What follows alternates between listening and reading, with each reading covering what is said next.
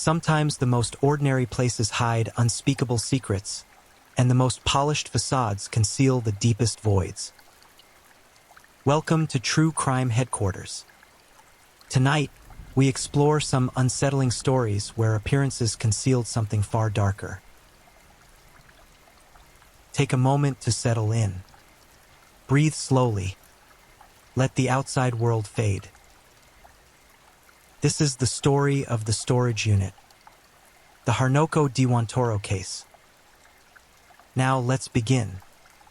The California sun had barely risen on August 10, 1994, when Joe, a man whose name would forever be attached to one of Los Angeles's most disturbing discoveries, arrived at the U-Haul self-storage facility on Parthenia Street in Northridge. He had won an auction for the abandoned contents of storage unit 18100, a small victory in the mundane economy of forgotten belongings. The previous tenant had stopped paying rent months ago, and whatever lay inside was now his to claim or discard. If you enjoy listening and would like to find this channel again, you're welcome to subscribe. The rolling door scraped upward with a metallic groan that echoed through the corridor of identical units. Joe stepped forward, already cataloging possibilities in his mind. Furniture, boxes of old clothes, perhaps some tools, when the air itself seemed to push back against him. The smell hit first, a physical presence that clawed at the back of his throat and forced him to turn away, gasping. It was unmistakable to anyone who had ever encountered it. The sweet, cloying stench of decomposition, thick enough to taste. In the dim interior of the storage unit, partially obscured by shadows, sat a large box. Nothing else, just that single container, alone in the space, as if it had been waiting. The smell emanated from it like heat from a furnace. Joe's hands trembled as he approached, every instinct screaming at him to leave, to close the door and walk away. But he couldn't. Something compelled him forward, duty, curiosity, or perhaps just the inability to believe what his senses were already telling him. When he opened the box, the reality exceeded even his darkest suspicions. The Los Angeles Police Department arrived within the hour, transforming the storage facility into a crime scene. Yellow tape cordoned off the area as investigators in protective gear began their grim work. Inside Unit 18100, they found not one box, but three. Each had been carefully wrapped in layers of plastic, sealed with tape, then placed in cardboard containers. Each held human remains in various stages of decomposition. The methodical nature of the packaging told its own story. This was not the panicked disposal of a single crime of passion. This was systematic, calculated. Someone had taken the time to wrap these bodies, to store them like inventory, to pay rent on them month after month until the money ran out and the storage company's patience expired. The victims had been reduced to cargo, hidden in plain sight among the forgotten possessions of 1,000 other lives. Detective Ted Ball of the LAPD's Robbery Homicide Division took the lead on the case. A veteran investigator who had seen his share of horrors, Ball recognized immediately that this was different. The sheer coldness required to maintain such a macabre storage arrangement suggested a killer with unusual compartmentalization. Someone who could murder, package the evidence, and then continue with daily life, all while knowing exactly what sat in that rented space in Northridge. Identifying the victims would take weeks of painstaking forensic work. The bodies had deteriorated significantly, making visual identification impossible. The coroner's office worked around the clock, using dental records and whatever other markers remained. But the investigation got its first real break from an unexpected source: paperwork. Among the few items in the storage unit were two checks, both issued by Bank Bumidaya in Indonesia, made out to Sekartini, an address in Jakarta. The unit had been rented twice under different names: Triharto Darmawan in December 1991 and Shamir Tawakal in February 1992. The name Triharto Darmawan resonated immediately with detectives. He had been reported missing. They learned he had a brother, Harnoko Diwantoro, who went by the nickname Oki and had been living in the Los Angeles area. The connection was impossible to ignore. Why would a man's name appear on the rental agreement for a storage unit containing decomposed bodies? As forensic teams continued their work, a clearer picture began to emerge. The three victims were identified as Suresh Gaban Mirchandani, a 40-year-old Indian businessman, Gina Sutan Aswan, a 30-year-old Indonesian woman, and Trihardo Darmawan, known as Ari, a 26-year-old Indonesian man. The youngest victim turned out to be the brother of their prime suspect. The condition of the remains told a violent story. These people had not died peacefully. The forensic evidence suggested blunt force trauma, the kind inflicted by someone in a rage or someone coldly determined to ensure death. And perhaps most disturbing of all, Gina Aswan's body showed signs of mutilation. Missing hands, her nose, and her heart removed. This wasn't just murder. This was desecration. Detective Ball and his partner, Ed Ramirez, began building their case, but they quickly realized they were racing against time. Harnoko Dewantoro had left the United States. He had returned to Indonesia in February 1993, long before the bodies were discovered.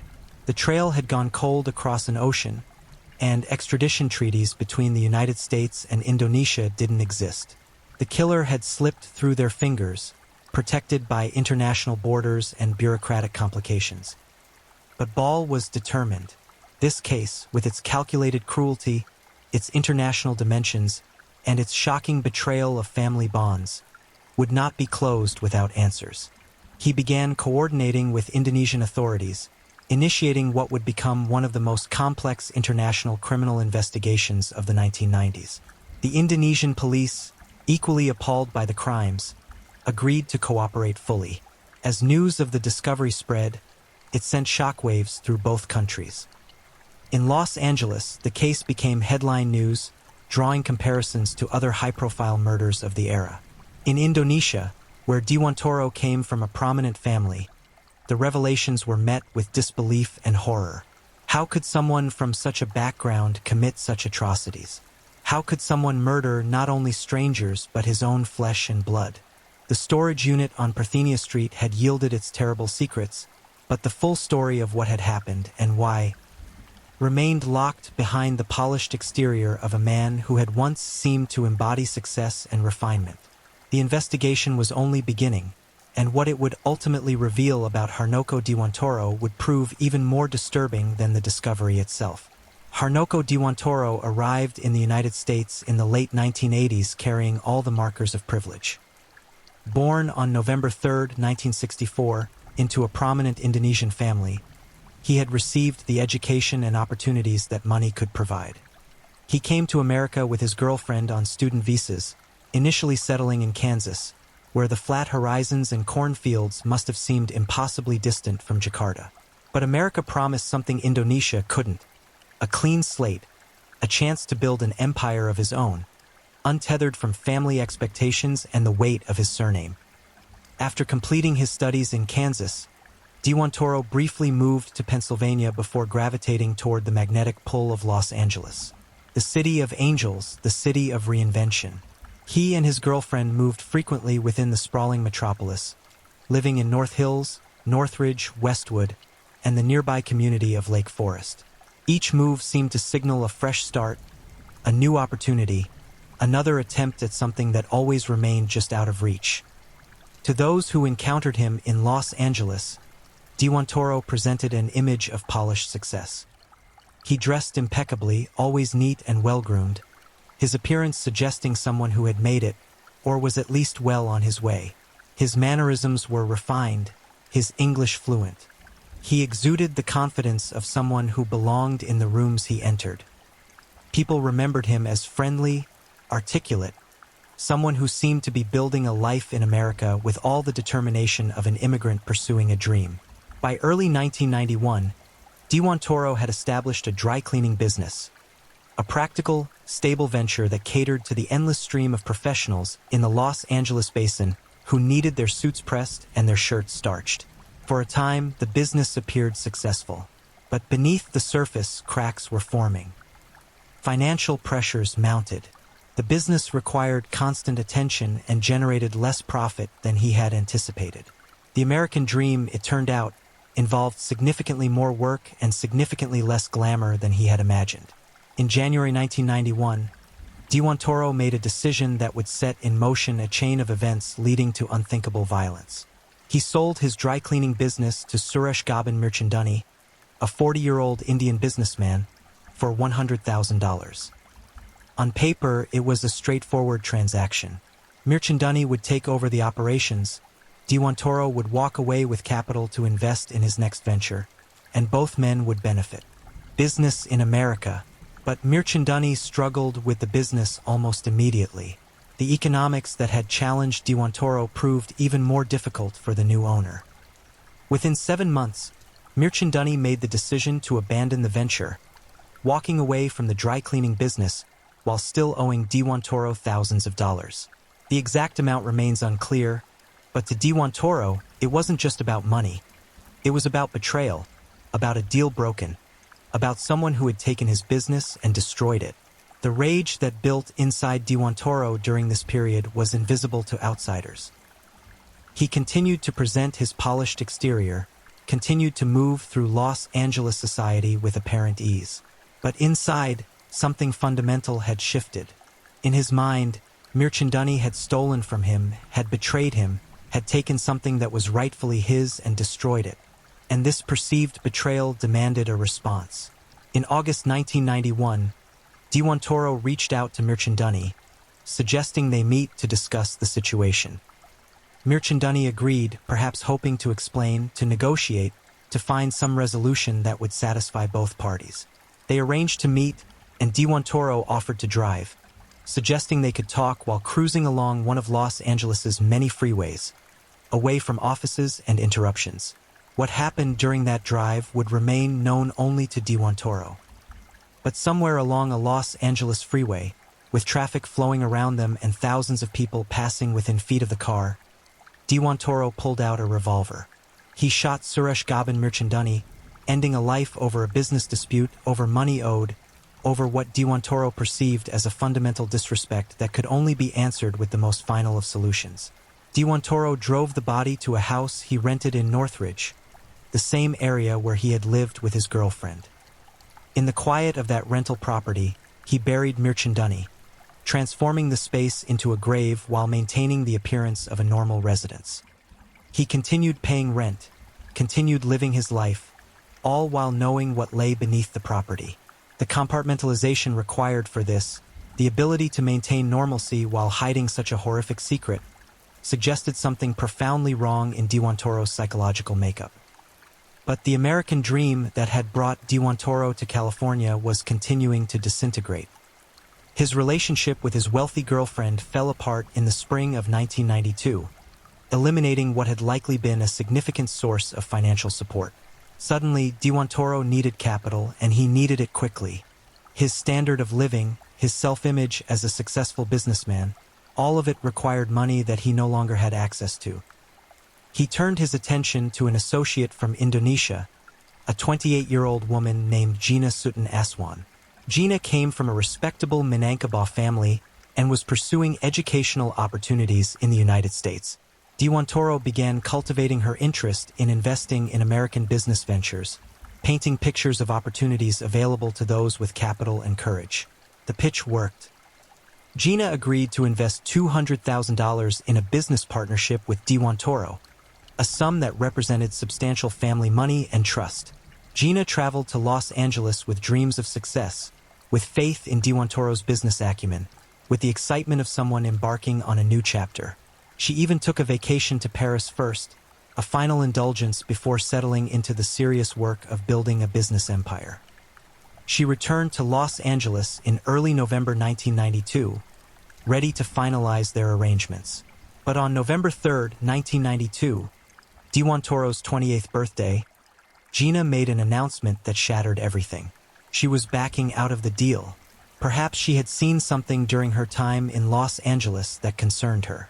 Perhaps family members had raised questions. Perhaps she had simply reconsidered the wisdom of investing such a substantial sum with someone she didn't know as well as she had thought. Whatever her reasons, Gina informed Toro that she would not be investing the $200,000. For Diwan Toro, already carrying the secret of Mirchandani's murder, already under tremendous financial pressure, already teetering on the edge of psychological collapse, this represented another betrayal. Another person who had made promises and broken them.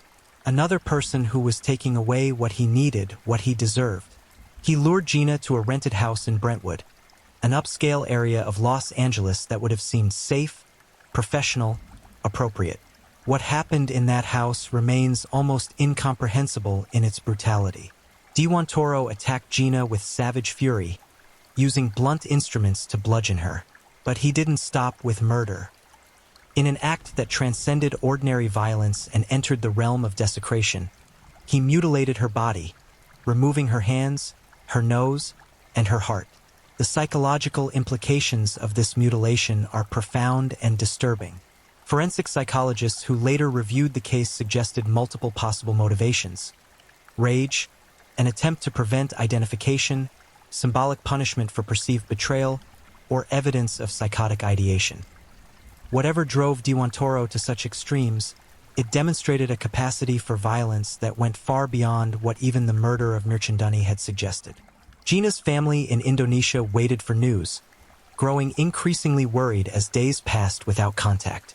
They had no idea that their daughter lay in a makeshift grave in Brentwood, another victim of the man they had trusted with her safety and their money.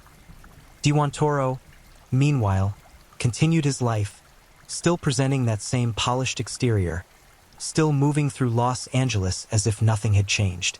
But something had changed fundamentally. Diwan Toro had now killed twice, and the violence was escalating. The line that separates most people from the unthinkable had not just been crossed but obliterated.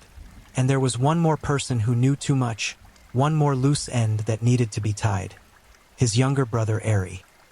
Ari Trahardo Darmawan was 26 years old when he arrived in Los Angeles to visit his older brother. Born into the same prominent Indonesian family as Harnoko, Ari had followed a different path, one less focused on business and more on maintaining family connections. While Harnoko had left Indonesia to chase American opportunities, Ari had stayed closer to home, to their parents, to the life they had known. But by late 1992, Ari had become aware of troubling information about his brother's activities in Los Angeles, and he decided to travel to America to confront Harnoko directly. The exact nature of Ari's knowledge remains unclear. Did he know about the murders? Had Harnoko confessed something during a phone call or in correspondence? Or had Ari simply noticed financial irregularities, the disappearance of people connected to his brother, patterns that suggested something deeply wrong? What is certain is that Ari's presence in Los Angeles represented a threat to Harnoko unlike any other. This wasn't a business associate who could be written off as having moved away. This was family. This was someone whose disappearance would be noticed, questioned, investigated. But Harnoko had already crossed lines that most people cannot even imagine. He had already killed twice. He had already mutilated a body. He had already spent months living with the secret knowledge of bodies buried in rental properties around Los Angeles. What was one more murder, even if this time the victim was his own blood? The brothers met at an apartment in West Los Angeles in early December 1992. What conversation passed between them will never be fully known. Did Ari confront Harnoko about his suspicions? Did Harnoko confess, seeking some kind of family absolution? Or did the situation escalate quickly into violence without much discussion at all? According to later testimony, the confrontation became physical. Harnoko claimed that Ari pulled a revolver, attempting to threaten or perhaps even shoot his older brother. But the gun wasn't loaded. Either Ari had made a critical mistake, or he had never intended to actually use the weapon, bringing it only as a deterrent. In that moment of revelation, when the trigger clicked on an empty chamber, Harnoko saw his opportunity. He grabbed a large hammer, the kind used in construction, a tool transformed into a weapon, and he attacked his younger brother with a ferocity that suggests something beyond self-defense, something that had been building inside him for months or perhaps years. Harnoko struck Ari repeatedly in the head with the hammer, continuing long past the point when his brother stopped moving, stopped breathing, stopped being anything more than a body that needed to be hidden. The brutality of this murder exceeded even what Harnoko had done to Gina Aswan. This was family. This was someone he had grown up with, someone who shared his childhood, his parents, his history.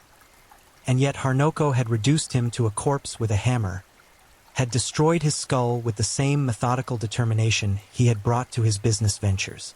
What drives a person to murder their own sibling? Psychologists who later examined the case pointed to several factors. Harnoko exhibited characteristics consistent with narcissistic personality disorder. An inflated sense of self-importance, a lack of empathy, a belief that he was entitled to whatever he wanted and that those who stood in his way deserved punishment. The perceived betrayals by Mirchandani and Aswan had likely triggered a narcissistic rage, a psychological state in which the normal inhibitions against violence simply ceased to function. And Eri, by threatening to expose Harnoko's crimes, had become the ultimate betrayer, family turning against family. But there may have been something even darker at work. Some forensic psychologists suggested that by the time Eri arrived in Los Angeles, Harnoko had already undergone a fundamental psychological transformation. Having killed twice and experienced no immediate consequences, he may have developed a sense of invulnerability, even godlike power. In his mind, he was someone who could take lives without punishment, who could hide bodies in plain sight, who was smarter and more capable than the police or anyone else who might oppose him. Eri's murder wasn't just about silencing a witness. It was an expression of that twisted sense of power. After killing Eri, Harnoko went through the same routine he had perfected with his previous victims. He wrapped the body in multiple layers of plastic, sealed it with tape, placed it in a box. The packaging was meticulous, almost professional, suggesting someone who had practice at this grotesque task. Then came the truly chilling part. He used Eri's own name to rent the storage unit where all three bodies would eventually be discovered. It was a final indignity, forcing the victim to, in a sense, pay for his own concealment. Harnoko dug up the bodies of Mirchandani and Aswan from their burial sites, packaged them in the same way, and moved all three to a storage facility in Sherman Oaks, where they remained for several months before being transferred to the U-Haul facility in Northridge. The logistics of this operation were staggering. Moving three decomposing bodies through Los Angeles, renting storage units, maintaining payments, all while continuing to present a normal face to the world. It required extraordinary compartmentalization and planning. And through it all, Harnoko maintained his polished exterior. He continued to dress well, to speak eloquently, to present himself as a successful businessman. He married a woman named Angie Hasty Benjamin in October 1992, just weeks before murdering his brother.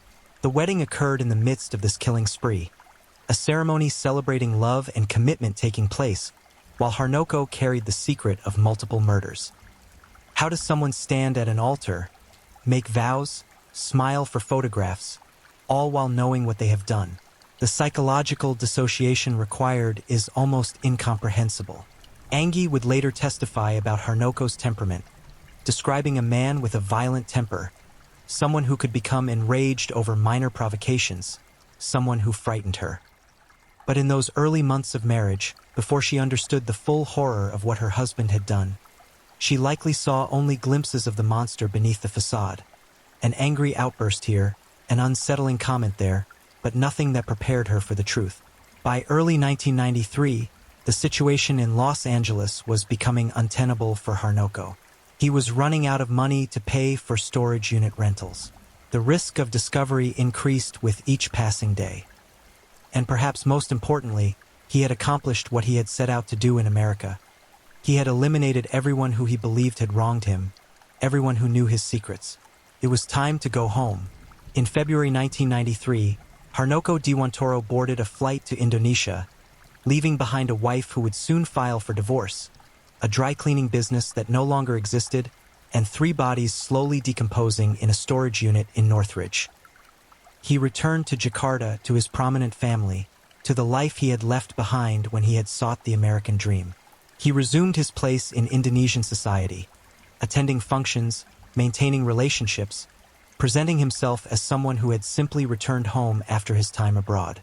For 18 months, Harnoko lived in Indonesia while his victims remained hidden in that storage unit in Los Angeles. He must have known that the rent payments would eventually stop, that the storage company would eventually auction off the contents. That discovery was inevitable. But perhaps he believed enough time had passed, that the bodies were too decomposed to be identified, that the investigation would fail to connect the victims to him across the vast distance between California and Indonesia. Or perhaps, in his narcissistic worldview, he simply didn't believe he could be caught. His mother, Sekartini Handajaya, would later testify about her son's temperament, describing a child who had always been prone to violent rages, who would throw objects when angered, who displayed an inability to control his emotions even from a young age. She expressed deep regret that she had never taken him to see a psychiatrist, never sought help for what she now recognized as serious psychological problems. But by the time she made these admissions, it was far too late. The damage had been done, the lives had been taken, and Harnoko had transformed from a troubled child into a killer who had murdered 3 people, including his own brother. The bodies waited in their storage unit tomb, patient in death, while across the Pacific Ocean, their killer tried to rebuild a life as if nothing had happened. But the dead would not stay silent forever. When the 3 bodies were discovered in August 1994, the hunt for Harnoko Dewantoro began immediately. Detective Ted Ball and his partner Ed Ramirez quickly established that their suspect had fled to Indonesia 18 months earlier, creating a complex international situation. The Los Angeles Police Department wanted Dewantoro back on American soil to face trial for murders committed in their jurisdiction. But Indonesia had no extradition treaty with the United States, and Dewantoro, as an Indonesian citizen, was legally beyond the reach of American justice. The Indonesian authorities found themselves in an unusual position. The crimes had been committed on American soil, but the perpetrator was an Indonesian national who had returned home. Under international law, Indonesia was under no obligation to hand over Dewantoro. But the sheer brutality of the crimes, the international attention the case was receiving, and the fact that one of the victims was also Indonesian created pressure to act. A solution was reached that, while unprecedented, satisfied both countries' legal requirements. Indonesia would try Dewantoro for the murders under Indonesian law. The arrangement was extraordinary. American detectives would fly to Indonesia to participate in the investigation and serve as witnesses in an Indonesian courtroom. Evidence collected by the LAPD would be presented to Indonesian prosecutors. Police from Jakarta traveled to Los Angeles to collect physical evidence. Guns, bullets, photographs of the crime scene and victims, forensic reports. It was an ambitious act of international cooperation on a case that transcended borders and tested the limits of different legal systems. Detective Ball and 14 other individuals made the long flight from Los Angeles to Jakarta, carrying with them boxes of evidence and the weight of 3 unsolved murders. For Ball, who had been described as treating this case with the intensity of the O.J. Simpson case of Indonesia, it was the culmination of months of investigation. He had tracked Dewantoro across an ocean, had coordinated with foreign police, had fought through bureaucratic obstacles, all to ensure that justice would be served, even if not in the way he had originally envisioned. When Indonesian authorities arrested Harnoko Dewantoro in January 1995, he was living quietly in Jakarta, having successfully reintegrated into Indonesian society. To his neighbors and acquaintances, he was simply Oki, a man who had spent time in America and had now returned home. They had no idea of the horrors he had committed, the lives he had taken, the bodies he had hidden. The interrogation revealed the full scope of Dewantoro's crimes, though he attempted to manipulate the truth even then. He confessed to killing Gina Sutan Aswan and his brother Ari Traharto Darmawan, but claimed that Ari had actually murdered Suresh Mirchandani, and that he had killed Ari in self-defense. It was a calculated strategy: admit to the crimes that had undeniable physical evidence, while attempting to reduce his culpability by blaming his dead brother for one murder and claiming self-defense for the other. The Indonesian prosecutors didn't believe him. The evidence was too clear, the timeline too well established, and the brutality of all 3 murders too consistent to suggest different perpetrators. Harnoko Dewantoro was charged with all 3 murders, and the case proceeded to trial at the Central Jakarta District Court. The trial began in June 1996 and immediately became a sensation in both Indonesia and the United States. The Indonesian media covered every detail, fascinated and horrified by the story of a privileged son who had become a brutal killer. The American media followed closely, treating it as a test case for international justice. Could two countries with different legal systems cooperate to prosecute crimes that spanned continents? The courtroom scenes were extraordinary. American detectives testified through translators about the investigation in Los Angeles, about the discovery of the bodies, about the forensic evidence linking Dewantoro to the crimes. Indonesian witnesses described Dewantoro's character, his violent temperament, the warning signs that had been overlooked.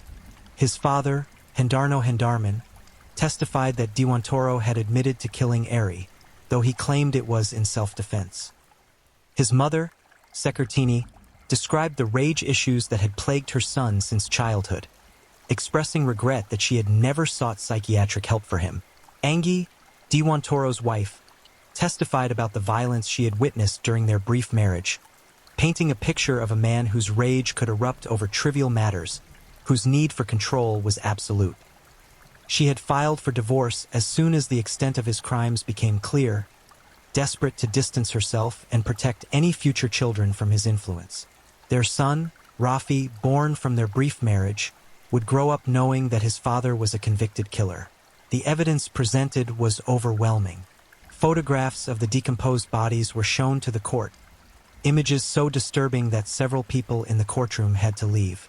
The weapons used in the murders, including the gun used to shoot Mirchandani and the hammer used to kill Eri, were displayed. Forensic experts explained the timeline of the murders, the mutilation of Gina Aswan's body, the methodical way Dewantoro had hidden his crimes. Throughout the trial, Dewantoro maintained a calm, almost detached demeanor. He dressed impeccably for his court appearances, maintaining that polished exterior even as the most gruesome details of his crimes were revealed. He showed little emotion when victims' family members testified about their loss, when photographs of his victims were displayed, when the prosecution described the savagery of his attacks. This lack of affect disturbed many observers, suggesting someone fundamentally disconnected from normal human empathy. The defense argued for leniency, pointing to Dewantoro's privileged background, his lack of prior criminal record, his mental health issues that had never been properly addressed.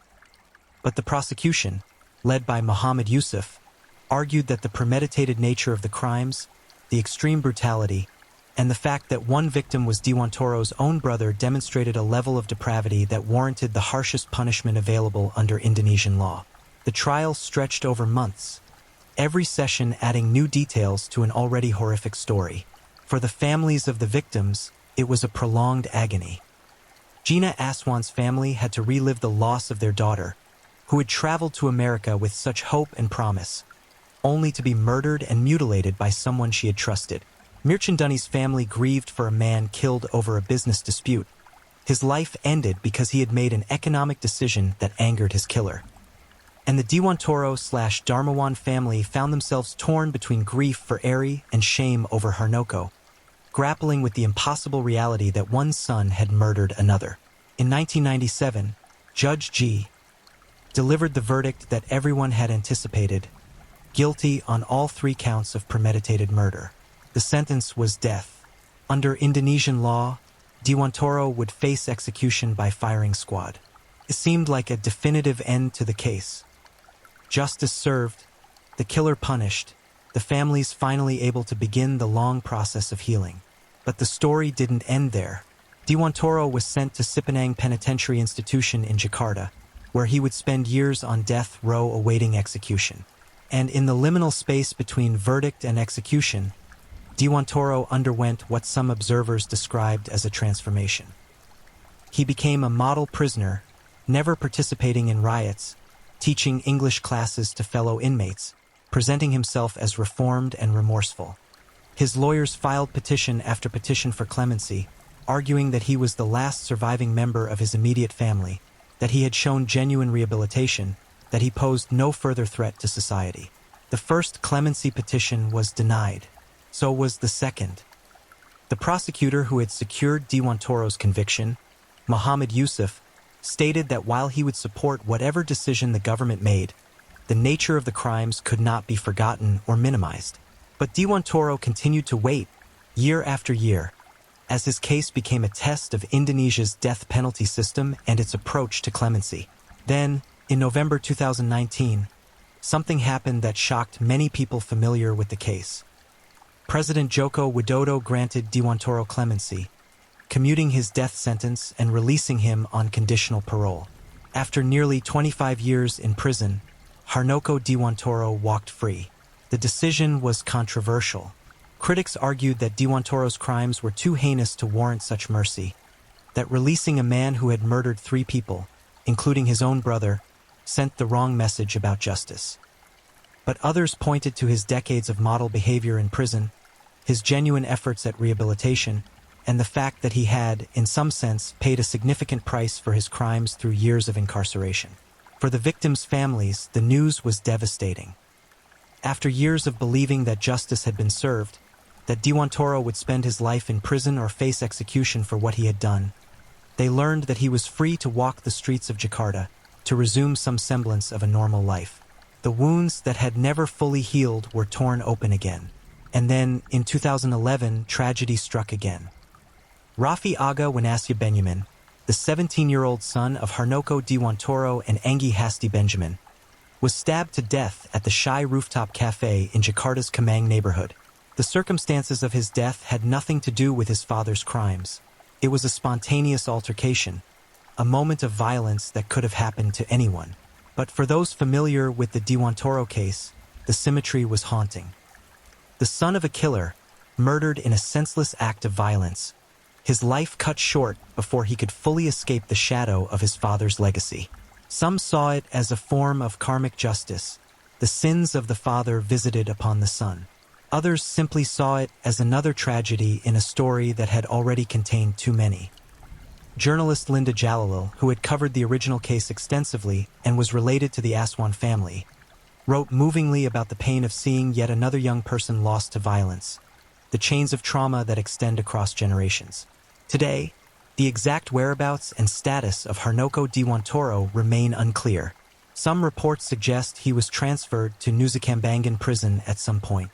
Other reports claim he died in March 2020, though this has never been officially confirmed. The Indonesian correctional system has not provided clear information about his current status, leaving a question mark at the end of a story that has already raised so many questions about justice, redemption, and the capacity for human evil. The storage unit in Northridge, where 3 bodies lay hidden for nearly 2 years, is long gone, replaced or repurposed in the constant churn of Los Angeles development. But the memory of what was discovered there persists. A reminder that sometimes the most ordinary places conceal extraordinary horrors, that evil can wear a polished face, and that some betrayals cut deeper than any wound. 3 people died because Harnoko Dewan Toro decided that his anger, his financial problems, and his need for control were more important than their lives. Suresh Mirchandani, who made a business decision that angered his killer. Gina Sutton Aswan, who changed her mind about an investment. Ari Trahardo Darmawan, who confronted his brother about crimes that should never have been committed. Their names deserve to be remembered, their stories told, their lives honored, not for how they died, but for the futures they were denied, the families left behind, the absence they left in the world. The case of Harnoko Dewan Toro remains one of the most disturbing examples of how privilege, narcissism, and unchecked rage can combine to produce unspeakable violence. It demonstrates the challenges of pursuing justice across international borders, the complexity of mental health and criminal responsibility, and the question of whether true rehabilitation is possible for someone who has committed such profound evil. Most fundamentally, it stands as a reminder that we can never fully know what lies beneath the surface of even the most composed exterior, that the capacity for violence exists in unexpected places, and that sometimes the American dream can become a nightmare that spans 2 continents and leaves a trail of bodies in storage units, waiting to tell their silent stories to whoever has the courage to listen. If you're new here, welcome to the channel, where we dive into true crime stories with calmness and respect. A special shout out to my amazing subscribers who've been with me from the start. Thank you for your incredible support. If you're still with me, drop a comment. Let me know where you're tuning in from and what time it is in your part of the world. Or just say hello so I know you're still here. And if you haven't already, make sure to like this video and hit subscribe so you won't miss any of our upcoming true crime stories perfect for winding down. Story 2. The Last Bridge. North Dakota's Final Lynching. The winter of 1930 arrived in Mackenzie County with the kind of cold that makes the air itself seem brittle. Snow lay across the North Dakota prairie in unbroken sheets, and the small farming community of Schaefer, barely more than a cluster of buildings around a courthouse, settled into the rhythm of a hard season. But beneath that stillness, something had already gone wrong. A family had vanished. Not in the dramatic way of sudden disaster or hasty departure, but in the quiet, troubling manner of people who simply stopped appearing. Their farm sat a mile north of town, and for months, smoke continued to rise from the chimney. Livestock were tended, fields remained worked, yet the family themselves, 6 people ranging from a 50-year-old father to a 2-month-old infant, had not been seen since early February. By autumn, neighbors began to ask questions. By winter, those questions became suspicions. And by January of 1931, suspicion had hardened into certainty, then grief, then rage. This is the story of what happened when a small community discovered it had been living alongside an unthinkable act. It's about the investigation that slowly peeled back layers of deception, and about what occurred on a January night when the machinery of justice broke down entirely. It's also about the last time a mob in North Dakota decided the law was insufficient and took matters into their own hands. What follows is not speculation or dramatization. It's the documented account of North Dakota's final lynching, a case that raised questions about guilt, complicity, protection, and whether justice was ever truly served at all. Albert Haven had come to North Dakota from Minnesota years earlier, seeking the promise that drew so many to the northern plains. Land, opportunity, the chance to build something enduring. By 1930, he had achieved a measure of that promise. At 50 years old, he owned a productive farm just north of Schaefer, complete with livestock, equipment, and fields that had provided a decent living for over a decade. His wife, Lulia, was 39. They had 4 children. Daniel, 18 years old and strong enough to handle adult farm work. Leland, 14 and coming into his own capabilities. Charles, a toddler of 2, and Mary, their infant daughter, just 2 months old. The family kept largely to themselves, as many farming families did, but they were known in Schaefer. They went to town for supplies. They corresponded regularly with relatives back in Minnesota. They paid their loans on time. In early 1930, they hired additional help. Charles Bannon was 22 years old, the son of another farming family in the area. He moved onto the Haven property to assist with the daily work, milking cows, feeding livestock, maintaining equipment. His father, James Bannon, helped occasionally as well. It was an arrangement common enough in agricultural communities, where extra hands during difficult economic times could mean the difference between keeping a farm or losing it. February 9, 1930, was the last day anyone in Schaefer saw a member of the Haven family. No one thought much of it initially. Winter travel was difficult, and farming families sometimes kept to their properties for extended periods. But as weeks turned to months, the absence became noticeable. Mail accumulated at the post office. The family missed appointments. Relatives in Minnesota sent increasingly concerned letters to the sheriff, explaining they hadn't heard from Albert or Lulia in months. Highly unusual for people who wrote regularly. When neighbors asked about the family, Charles Bannon had a ready explanation. The Havens had gone to Oregon, and he was now renting the farm from them. He even produced a letter, supposedly written by Daniel Haven, stating the family had arrived safely in Colton, Oregon. The explanation was plausible enough in context. The Great Depression had begun the previous year, and families across the Midwest were relocating, searching for better circumstances. Oregon represented possibility, escape from drought and economic hardship. Still, something felt wrong to those who knew the havens. Sheriff Charles Jacobson discovered winter clothing still hanging in the farmhouse. Curious belongings for a family supposedly traveling to Oregon in February. A February departure would have required heavy coats, boots, and blankets for children, including an infant. Yet here those items remained. By October 1930, the Bannons, Charles and his father James, began selling off property from the Haven farm. Livestock went to auction. Equipment changed hands. Crops were liquidated. Each transaction raised fresh questions among neighbors who knew the Havens to be prudent, successful farmers unlikely to abandon valuable assets. The sales felt desperate or opportunistic or both. James Bannon left for Oregon in October, telling acquaintances he was searching for the Haven family to deliver money owed to them. Charles remained on the farm alone, maintaining his story even as suspicion in the community intensified. People began talking. Rumors moved through Schaefer and nearby Watford City with the particular velocity of small-town speculation. Something had happened to the Havens, and Charles Bannon, the young hired hand living in their house and selling their property, knew more than he was saying. In November, relatives from Minnesota formally contacted authorities, insisting on an investigation. When investigators examined the Haven family's safe deposit box, they found stocks, bonds, and insurance policies of substantial value left behind.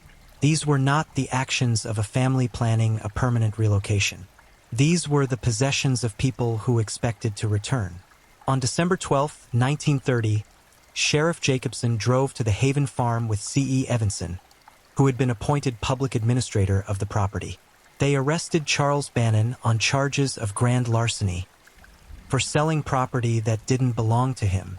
As they processed him, a deputy discovered a crumpled letter in Bannon's pocket, dated December 2, 1930, from his father in Oregon. "I cannot find the Havens. Be careful and do what is right." The words hung in the air like an admission of something unspoken. The machinery of investigation was now fully engaged. Bannon was taken not to the small jail in Schaefer, but to the larger, more secure facility in Williston. In small communities, word travels fast, and by this point, virtually everyone in Mackenzie County suspected Charles Bannon had done something terrible to the Haven family. The question was no longer if, but what, and where the bodies might be found. Charles Bannon sat in the Williston jail for days before his resolve began to fracture. Investigators questioned him repeatedly, confronting him with the accumulating evidence. The winter clothes left behind, the untouched valuables, the railroad records showing no family matching the Haven's description had purchased tickets to Oregon, the forged letter containing spelling errors identical to Bannon's own mistakes. Each piece of evidence narrowed the space where his story could survive. On December 12, 1930, Bannon gave his first statement to authorities. He admitted involvement in the deaths, but claimed a stranger had been the instigator. It was a story that satisfied no one, vague, implausible, clearly an attempt to deflect full responsibility while acknowledging that something had indeed occurred on the Haven farm. The following day, December 13th, Bannon gave a second, more detailed confession to his attorney and his mother. This version was different, more specific, and far more disturbing. He claimed the violence began when he accidentally shot Daniel Haven while the young men were milking cows in the barn. According to this account, he and Daniel had been teasing each other, normal farmhand banter, when Bannon pointed his rifle at Daniel. The gun discharged. Daniel fell. Panic set in immediately. 14-year-old Leland witnessed the shooting and tried to run. Bannon shot him as well. Then Albert Haven, hearing the gunfire, came to the barn to investigate. Bannon shot him too. At this point, according to his confession, he entered the house where Lulia Haven and the two small children remained. What happened next was methodical and terrible. Bannon claimed in this confession that the remaining family members tried to attack him, forcing him to defend himself.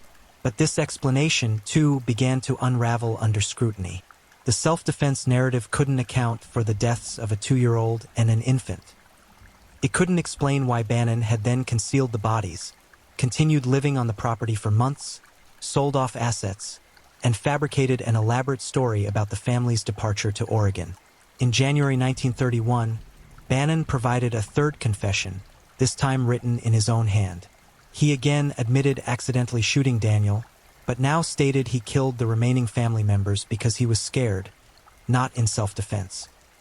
This version contained explicit details about how he disposed of the bodies, dragging them to the cow shed, covering them with hay, burying some in the barn's earthen floor. He described mopping up blood from the house, shoveling snow that had been stained, erasing all visible evidence of what had occurred. The bodies were eventually recovered from the locations Bannon described. All 6 members of the Haven family, Albert, Lulia, Daniel, Leland, Charles, and infant Mary, had been killed. The investigation revealed they had been shot or bludgeoned to death. Throughout all 3 confessions, Bannon maintained one consistent claim.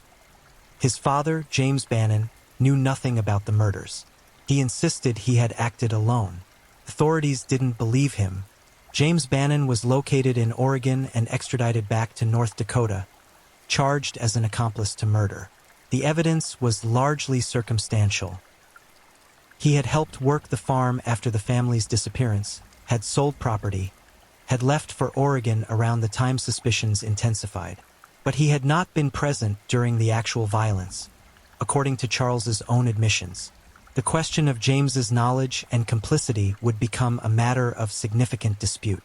Father and son were both held in the McKenzie County Jail in Schaefer by late January 1931. Charles Bannon had been moved from Williston back to Schaefer on January 23, 1931, so he could be arraigned on murder charges. The decision to move him from the larger, more secure Williston facility to the small stone jail in Schaefer, right in the heart of the community where the Haven family had lived and died, would prove catastrophic. Local sentiment had turned absolutely against Bannon. In a farming community where everyone knew everyone else, the Haven family had been neighbors, friends, familiar faces. Their children had played with other children. Lulia had been seen carrying her infant into town. The brutality of what had been done to them, and the calculated deception that followed, had generated a level of rage that law enforcement should have anticipated. A Federal Council of Churches investigation later found that authorities had placed Bannon in a vulnerable situation, putting him in an inadequate jail at the scene of the crime. The Schaefer jail was small, poorly secured, and located in a town where feelings against Bannon ran deepest. Moving him there, just days before his arraignment, was an invitation to exactly what would follow. But perhaps some in the community already knew what was coming. Perhaps some had even begun to plan it. The night began quietly. Charles and James Bannon were confined in separate cells in the small stone jail. Deputy Sheriff Peter Hallen was on duty. Also present was Fred Make, held on unrelated theft charges. Outside, Schaefer was dark and cold, temperatures well below freezing, the kind of winter night when sensible people stayed indoors. Sometime between 12:30 and 1 a.m. on January 29, 1931, a crowd of masked men arrived at the jail. There were approximately 80 people in the mob, according to later estimates. All wore masks, some fashioned from blue serge cloth that would later be found at the scene. Some carried weapons. They moved with purpose and organization, not the chaotic energy of a spontaneous gathering. This had been planned. Sheriff Severt Thompson lived near the jail. Lights flickering through his windows woke him, and he went to investigate. The mob seized him immediately, binding him before he could intervene. Deputy Hallen, inside the jail, faced the same fate, quickly subdued and restrained. The mob then turned their attention to the jail itself. Using timbers as battering rams, they systematically broke through the doors. The stone building was sturdy, but not designed to withstand a determined assault. Wood splintered, metal groaned. The deputy and sheriff, now prisoners themselves, could only watch as the mob forced their way to Charles Bannon's cell. James Bannon reportedly watched in horror as the group seized his son. According to contemporary newspaper accounts, Charles Bannon pleaded, "For God's sake, save my dad. Don't take him." The mob had no interest in James. They wanted Charles and only Charles. They dragged him from the jail into the frozen night. Their initial plan was to take him to the Haven farm, to hang him on the very property where he had committed the murders. When they arrived at the farm, the caretaker, C. Evanson, confronted them at gunpoint and ordered them to leave. Evanson was the public administrator of the Haven estate, and he refused to allow the lynching to occur on that ground. Whether motivated by principle or practicality, his intervention worked. The mob withdrew, but they did not disperse. Instead, they took Charles Bannon to the Cherry Creek Bridge, located half a mile from the jail. The bridge was new, built during the summer of 1930, a high structure that spanned the creek below. It would serve their purpose perfectly. On the bridge, they bound Bannon's hands behind his back. A noose was placed around his neck. Authorities later noted the rope was tied in a hangman's knot by someone with expert knowledge. This wasn't improvised. Someone in that mob knew exactly how to tie a noose that would function properly, suggesting either prior experience or deliberate preparation.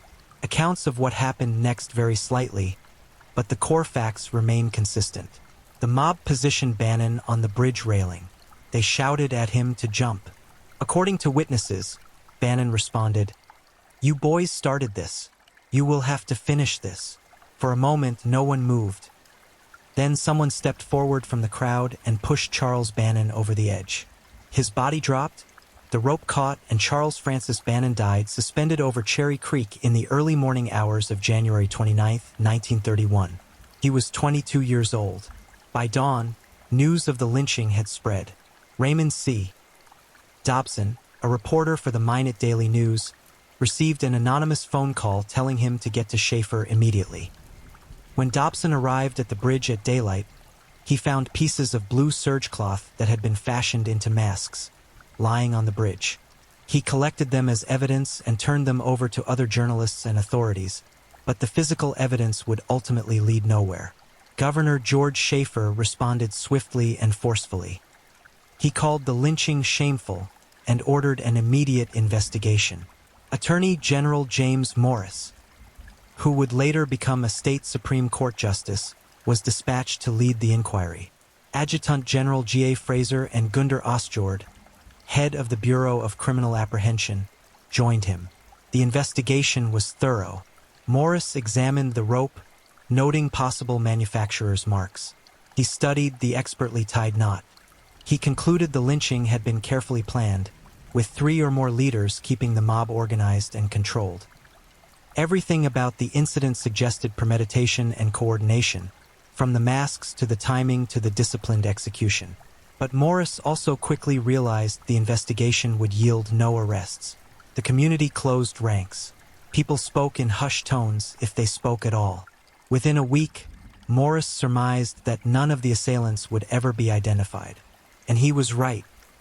Despite the presence of 80 people at the scene, despite the masks later found as evidence, despite the organized nature of the assault on the jail and the subsequent lynching, not a single person was ever charged. The silence was total and enduring. The death of Charles Bannon did not end the legal proceedings. James Bannon remained in custody, facing trial for his alleged role in the Haven murders. The case against him rested primarily on circumstantial evidence and the assumption that he must have known about the killings, given his involvement in working the farm and selling the family's property in the months following their disappearance. James maintained his innocence throughout the proceedings. He claimed he had believed his son's story about the Havens going to Oregon, that he had genuinely traveled west to search for them, that he had no knowledge of the murders until after his arrest. Charles himself had insisted in all 3 confessions that his father was innocent of any involvement in the actual killings. The trial was moved to Divide County to ensure impartiality. The jury found James Bannon guilty of first-degree murder, specifically in the death of Albert Haven, and he was immediately sentenced to life imprisonment. As he was led away, James reportedly said, "I was convicted because I was the father of Charles Bannon." He began serving his sentence on June 29, 1931. By all accounts, he was a model prisoner, but questions about his actual guilt continued to circulate. In 1939, when James sought parole, Attorney General Alvin Strutz was sent to Mackenzie County to gauge community sentiment. Strutz's report concluded that the community believed James was guilty at minimum of helping to cover up the murders, even if he hadn't participated directly in killing the family. James Bannon served 19 years in prison. His health began to fail in the late 1940s. Multiple heart attacks weakened him considerably. In September 1950, at age 76, suffering from terminal illness, he was pardoned and released. He took a train from Bismarck to Minneapolis, where he lived out his remaining days. He died on September 12, 1950, just weeks after his release, still maintaining he had been innocent. "You bet your life I was innocent," he told a reporter. "I was railroaded into it." But he added, with remarkable lack of bitterness, "I have no feeling of bitterness towards anybody." The lynching itself prompted immediate political response. State Senator James P. Kane introduced legislation to reinstate capital punishment for murder in North Dakota. The argument was straightforward. If Charles Bannon had faced the possibility of execution through legal channels, perhaps the mob would not have felt compelled to take matters into their own hands. North Dakota had abolished the death penalty in 1915, and supporters of Kane's bill believed this created a justice vacuum that vigilante action sought to fill. The debate revealed deep divisions about punishment, justice, and state authority. The North Dakota Senate ultimately rejected the bill in a 28-21 vote. The state would not bring back capital punishment, and the message was clear. The solution to mob violence was not more state-sanctioned killing, but better protection of prisoners and stricter enforcement of the law. That enforcement, however, remained elusive in the Bannon case. Despite the governor's condemnation and the attorney general's investigation, despite the physical evidence and the obvious organization of the mob, no one was ever held accountable for Charles Bannon's death. The silence in Schaefer and surrounding communities was absolute. A federal council of churches investigation in the spring of 1931 focused not on identifying mob members, but on the circumstances that allowed the lynching to occur. Their conclusion was damning. Authorities had failed to adequately protect Bannon. Moving him from secure detention in Williston to an inadequate facility in Schaefer, at the very center of community anger, was either gross negligence or tacit permission for what followed.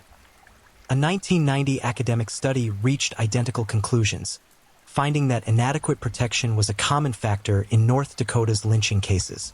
The community's response to the lynching was complex and divided. Some viewed it as justified, rough justice for an unthinkable crime.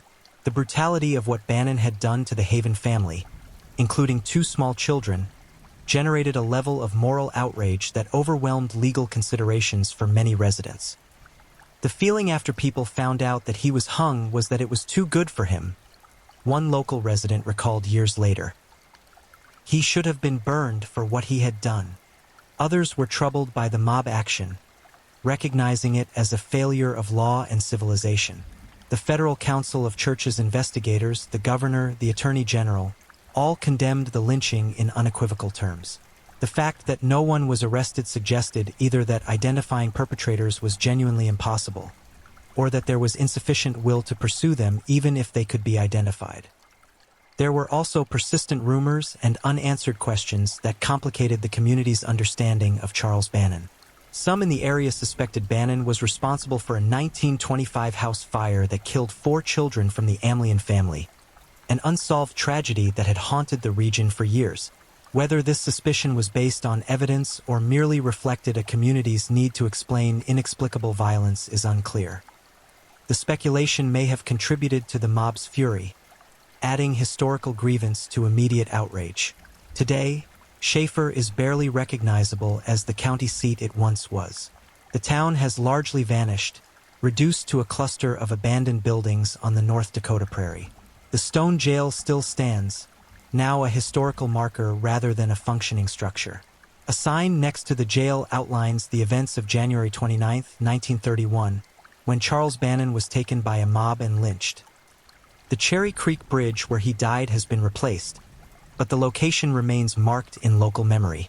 The Haven farm is gone too, returned to agricultural use or simply abandoned. The family's descendants, relatives in Minnesota and Norway who never saw Albert, Lulia, and their children again after February 1930, kept the story alive through generations. For them, the case represented not frontier justice or community outrage, but the simple, devastating loss of a family trying to build a life in a hard place. The case raises questions that have no satisfying answers. Was Charles Bannon telling the truth in his confessions? Did he act alone, or was his father involved? If James Bannon was innocent, as he claimed until his death, then a grave injustice compounded the original tragedy. If he was complicit, then at least some accountability was achieved, though not through the mob that killed his son. And what of the 80 masked men who broke into the jail that January night? They were neighbors, farmers, ordinary citizens who believed they were serving justice when the legal system seemed inadequate. Some may have been friends of the Haven family. Some may have harbored their own suspicions about Bannon from previous incidents. All of them took an oath of silence that held until their deaths, protecting each other from legal consequences. The lynching of Charles Bannon was the 12th and final lynching in North Dakota history. It marked the end of an era of frontier justice and the beginning of a more modern approach to criminal proceedings, even in rural communities. But it also highlighted the fragility of legal protections when public anger overwhelms institutional constraints. In the end, 6 innocent people died on a farm outside Schaefer in February 1930. A 22-year-old man confessed to killing them and died by mob violence before facing trial. His father served 19 years in prison for crimes he insisted he didn't commit. And a community carried the weight of what happened, both the original murders and the response to them, for generations. The stone jail stands empty now, a monument to the night when the law failed, or when the community decided the law was insufficient. The Cherry Creek Bridge no longer exists in its original form, but the memory of what happened there remains etched in North Dakota history. And the questions about justice, about guilt, about what communities owe to both victims and accused, continue to resonate nearly a century later. Some stories don't have clean endings. Some questions don't have satisfying answers. This is one of them. All that remains is the historical record. The confessions, the trial transcripts, the newspaper accounts, the investigation reports, and the silence that followed. The silence that protected 80 people from prosecution. The silence that still surrounds the truth of what really happened on the Haven farm, and whether justice was ever truly served. If you're enjoying these stories, don't forget to leave a comment. I'd love to hear where you're tuning in from and what time it is in your part of the world. And if you haven't already, be sure to like this video and subscribe so you don't miss the next true crime story to help you drift off to sleep. Now, let's move on to our third story.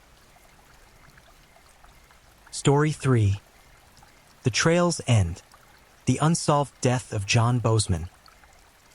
In the spring of 1867, along the banks of the Yellowstone River, a man's ambition met its terminus. The circumstances surrounding that moment have resisted resolution for more than a century and a half. What began as a business trip ended in violence, and the reverberations of that single day would shape not only a Montana town but also the trajectory of territorial expansion across the American West. This is not a story with tidy conclusions. It involves a charismatic trailblazer, a business partner with inconsistencies in his account, powerful men with competing interests, and a frontier where the line between truth and convenience often blurred. The death itself sparked immediate consequences: military installations, altered territorial politics, fortunes made and unmade. Yet the question of who truly fired the fatal shots remains suspended in historical ambiguity. What we know for certain: John Bozeman departed this world on April 20th, 1867. What we cannot know: whether his death was the result of territorial conflict, personal betrayal, economic rivalry, or something else entirely. This is the story of that uncertainty, and of the man whose name would outlive the mystery of his final moments. In January 1835, John Marin Bozeman entered the world in Pickens County, Georgia, at the foot of the Blue Ridge Mountains. His childhood landscape was one already touched by mineral extraction, Placer mining had been common there for years, gold pulled from creek beds and hillsides. His father, William Bozeman, carried that same gold fever westward in 1849, joining the California rush via the Isthmus of Panama. He never made it. William died aboard the ship Clarissa Andrews in May 1852, just days from reaching California's promise. The son would inherit more than the father's dreams. By 1860, John Bozeman, now married to Lucinda Catherine Ingram, father to 3 daughters, made a choice that would define the rest of his brief life. He left Georgia. He left his family. He moved west alone, chasing the same glittering possibility that had claimed his father. The Pikes Peak gold rush was in full bloom when Bozeman reached Colorado. Thousands converged on the eastern slopes of the Rockies, many with Pikes Peak or Bust painted across their wagon covers. Bozeman staked claims. They failed. His hands came up empty, just as his father's had. But unlike his father, he recognized a different kind of opportunity. Gold was being pulled from the earth in extraordinary quantities farther north, in the mountain valleys of what would become Montana Territory. The problem was getting there. The established routes were indirect, time-consuming. Travelers had to follow the Oregon Trail west, then swing north through Idaho Territory, or take the long river journey up the Missouri. Bozeman perceived what others had not yet exploited. A shorter path existed. In 1863, he and another unsuccessful prospector, John Jacobs, traced a diagonal route from the North Platte River in Wyoming Territory northward through the Powder River Basin, eventually reaching the gold fields around Bannack and Virginia City. The route they mapped was not new to the land itself. Indigenous peoples had traveled these corridors for generations. Jim Bridger, the legendary mountain man and scout, knew the territory intimately. But Bozeman understood something crucial about frontier economics. It wasn't necessary to strike gold yourself if you could position yourself as the gatekeeper to those who would. He began guiding wagon trains along what quickly became known as the Bozeman Trail. The trail offered undeniable advantages: better water sources, shorter distances, easier grades. It also sliced directly through territory that was deeply contested. The Fort Laramie Treaty of 1851 had designated much of the Powder River country as Crow land, though by the 1860s the Lakota Sioux, Northern Cheyenne, and Arapaho had pushed into the region through sustained conflict with the Crow. These were prime buffalo hunting grounds, essential to survival and way of life. The United States invoked treaty language granting the right to establish roads and military posts. The indigenous nations saw wagon trains as invasion, as existential threat. Tensions escalated rapidly. In 1864, hundreds of settlers began using Bozeman's route. By 1865, the conflict had intensified to the point that the U.S. military began constructing a string of forts: Fort Reno, Fort Phil Kearny, Fort C.F. Smith, meant to protect travelers but serving as visible symbols of territorial encroachment. John Bozeman was not a man easily discouraged by conflict. He possessed a particular kind of frontier charisma: tall, well over 6 feet, physically imposing, reportedly well-dressed even in rough country. Contemporary accounts describe him as tireless, brave, persuasive. He also had a reputation, one that would later invite speculation about the circumstances of his death. He was known as something of a ladies' man, someone who paid attention to women regardless of their marital status. In 1864, Bozeman co-founded the town that would bear his name, situated where the trail crossed Sourdough Creek in the Gallatin Valley. The location was strategic, positioned to capture trade from miners and settlers flowing through. His partners in the venture included William Alderson and Daniel Rouse, men who understood that establishing infrastructure in the path of migration could be as profitable as finding gold itself. The young settlement grew quickly, its survival tied to its function as a supply point. Farmers planted crops, mills processed grain, merchants opened shops. Bozeman himself remained involved in various enterprises, always looking for the next venture that might yield returns. He was not a man content to simply maintain what he had built. By early 1867, the political situation around the trail had deteriorated significantly. Red Cloud, the Oglala Lakota leader, had refused to sign treaties that would legitimize the American military presence in the Powder River Basin. His warriors, along with Cheyenne and Arapaho allies, were conducting sustained resistance. On December 21, 1866, Captain William Fetterman led a detachment of 80 men from Fort Phil Kearny in response to harassment of a woodcutting party. Red Cloud's forces lured them into an ambush. Every one of Fetterman's soldiers died. It was the worst military defeat the United States had suffered on the Great Plains up to that point. The Fetterman fight sent shockwaves through white settlements in Montana Territory. Residents felt exposed, vulnerable. Acting Governor Thomas Francis Meagher received urgent letters requesting increased military protection. One of those letters came from John Bozeman himself, written just days before his death, warning that something needed to be done about the danger posed by indigenous attacks. During this same period, Bozeman had entered into business with Thomas Cover, a man who had been in Montana Territory since the early gold rush days. Cover had helped lay out Virginia City after the strikes there in 1863. He returned to Ohio, married Mary Hess on New Year's Eve 1864, and brought her back to Montana in the spring of 1866. By November of that year, Mary had given birth to their first daughter. Cover operated a flour mill in Bozeman, and he had ambitions to secure contracts with the military forts along the trail. In April 1867, Bozeman and Cover prepared for a journey eastward to Fort C.F. Smith, the northernmost of the military installations. Cover hoped to negotiate a government contract to supply flour to the garrison. Bozeman joined him as partner and guide. They would travel along the Yellowstone River, through territory that was technically Crow land but which had become a patchwork of competing claims and escalating tension. Before they departed, they spent a night at the ranch of Nelson Story Sr., one of the wealthiest and most formidable men in the territory. Story had made his fortune in gold, then pioneered a legendary cattle drive from Texas to Montana in 1866, defying military orders and indigenous resistance to bring his herd through. He owned extensive land, operated businesses, and wielded considerable influence. His ranch was a natural stopping point for travelers heading toward the fort. Something happened that night that would later assume significance in various theories about what followed. According to accounts that emerged decades later, Bozeman shared a room with a man named W.S. Mackenzie. Bozeman allegedly expressed deep concern for his safety, even begging Mackenzie to take his place on the journey, offering his clothes and boots. Mackenzie declined. Why Bozeman felt endangered is unclear. Some sources later suggested he feared retaliation for romantic advances he had made toward Mary Cover. Others speculated about business disputes or debts. No contemporaneous documentation clarifies his state of mind.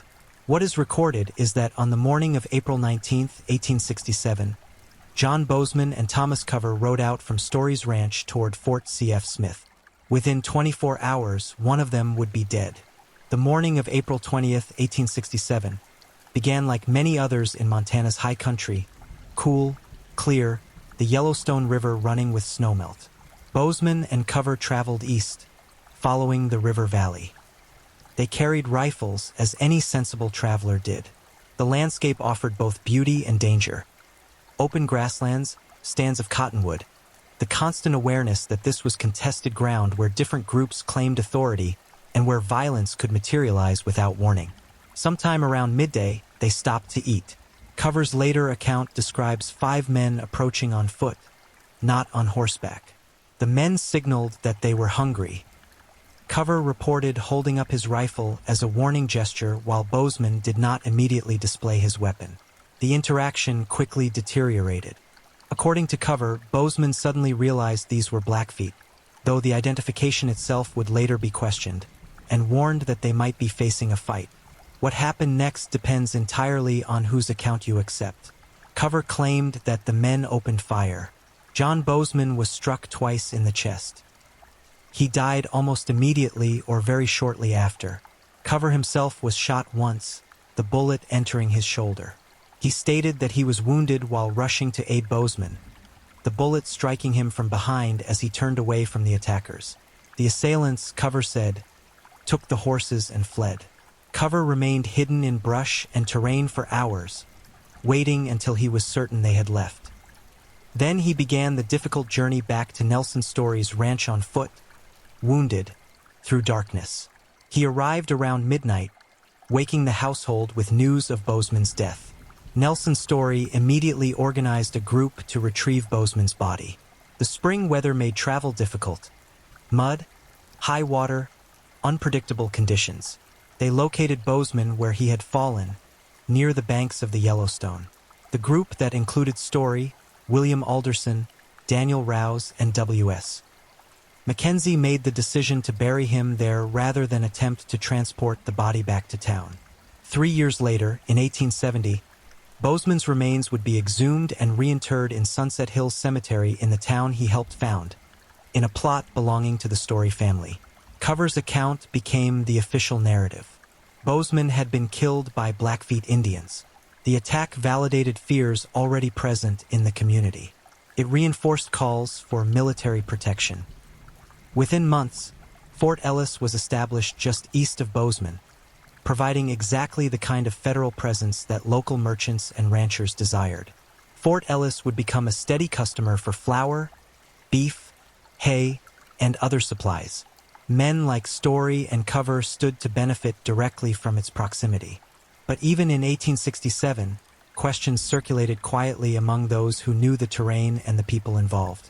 Hispanic Joe, sometimes called Spanish Joe, was an employee of Nelson Story known for his tracking abilities.